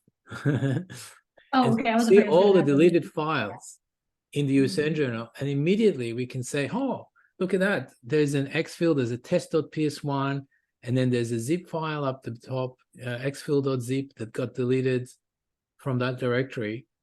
And immediately we know what files were deleted, but also we can tell the timestamp. When did that happen? And that ties down the timeline of the attack, so we can see, when did this happen? When did the attackers do it? And then we can build kind of a sequence of steps. This is what we do a lot, of the time in DFIR with the timestamps. We build a timeline of what happened when, and then what we're trying to rebuild essentially what the attackers have done, in the sequence of events, so we can get an idea of, what they did exactly. And another thing I might do from here is like, I know it's like, it seems these days with SSDs and stuff, it's like rarer and rarer to recover these files, but like I can now maybe hunt across my whole network for these file names and see if they are still intact anywhere else. And it also, if I, find similar evidence, like maybe I'm going to look at USN elsewhere, I can, like earlier we said there were 16 systems in scope because of that bits admin thing, but now I might want to run a fresh hunt And maybe there's some other systems that I don't even know about yet by looking for these new indicators. Yeah, Just exactly. for fun, I took one of these. Sorry, there's a question. Yes, it is very useful. Yeah, it's a very cool artifact, the USN one, but it only tells us about file names. We can't get the content, but sometimes, you know, the name would be enough, because if they're using a tool and it's named like Mimikatz, or I mean, they're not going to name it Mimikatz because everybody knows what it is, but it might be called, you know, Fred or something like something very unusual. Then we can look for that name across, like Shana was saying, across all the systems, and then we might actually find instances where that name appears, you know, on the other systems that we haven't even considered, right? So they become in scope, and then we can extend the scope of the investigation. Or even the fact that, like, now this is telling me they're using C/perf logs as a staging directory. Like, that's a legitimate directory, but totally. I shouldn't be finding any executable zip files, dump, PS1. So I might just turn around and look for those file extensions in that directory without knowing the file name. So that still tells me a lot. Yeah, absolutely. Just for fun, I'm trying to recover the zip file. So a lot of the attackers, they run in groups, and they are actually well trained, and they have a certain, like, you know, way of doing things.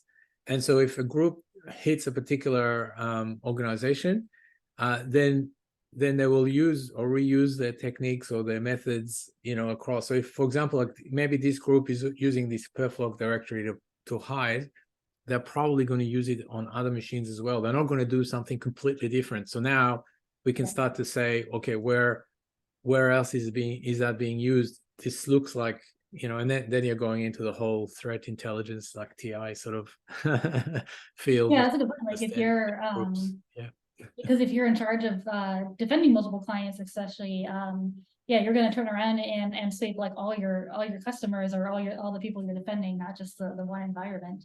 I grabbed a couple files at random, but like they've already been stomped. Like, it happens so fast now.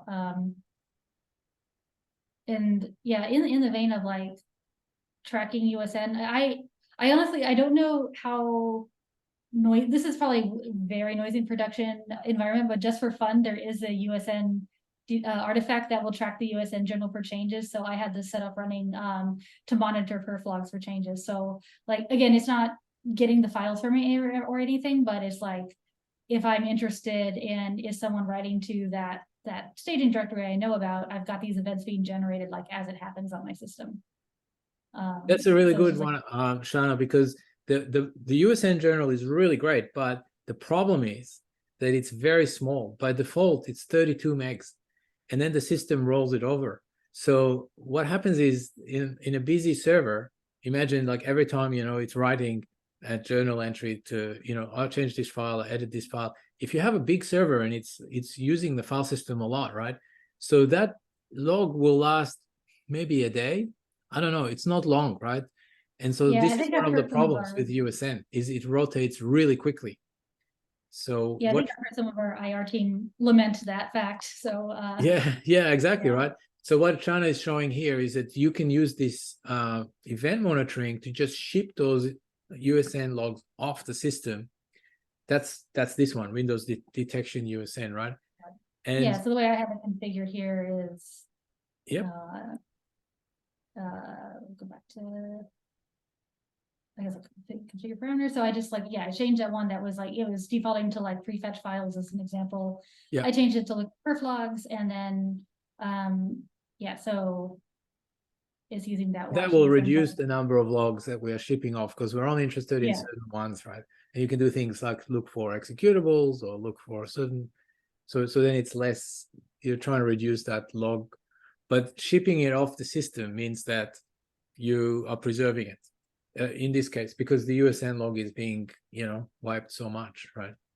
Yeah, random question though, and like, you know, as you just saw, I didn't have any luck with it anyways, but like, I didn't see the MFT ID available in here, so like I couldn't just like grab it and turn around and try to carve it. Is that not in the detection one? Or?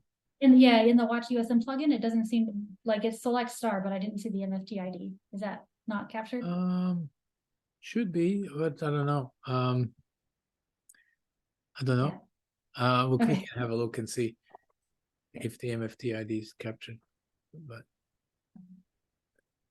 Yeah, and then Maybe we're just see. hiding it. I don't know if it's in the, try the notebook. Yeah, and, so it was at the select start. and then look at the binoculars to see if maybe it's a hidden field, or just click the row JSON maybe. Oh, wait, what? No, not that one. Oh, The one on the table. Oh, Yeah, that one. I always forget about this one. Yeah, see, we do have the MFT. It's just hidden. See, file Oh my MFT ID. gosh. See, I'm learning a new thing. Wait, where'd you see it? Yeah, I mean, so it's there, but it's just like not, I don't know, maybe not super interesting, but See, I'm learning a new thing about Velociraptor. I thought when you did select start, that so meant it was we bringing bring a all the lot of data, colors. but we don't always show it in the GUI because then it just crowds it, a lot. So we have the data there, so you Well, can that's good. change the query and have it if you want it, but Okay, I just learned something. All right, awesome. Yeah, so I'm looking, because like we're coming up on the official last 10 minutes here. yeah, I think this is basically What the do end though, we- because we've covered the I US think syndrome. so. Yeah. Yeah, it's because let me jump back. It's like I think And the we next did the slide is exercise. what did we not cover? I think the ADA alternate data streams we've already talked about, yeah. because so now we're on slide 100. What did we not cover? Everything. Oh yeah, look at all this many more. So much. Yeah, so we barely touched on event monitoring, but there's so much potential. We didn't touch APIs at all. Let's see. Yeah, we didn't touch remediation. But yeah, hopefully, yeah, I guess with the last minutes, like what questions do people have? Like stuff you'd like to know more about? Yeah, does anybody have any questions? I personally thought the USN journal is fantastic, right? I didn't know anything about it. So this is something I'll be looking into it, but yeah, anybody has any questions?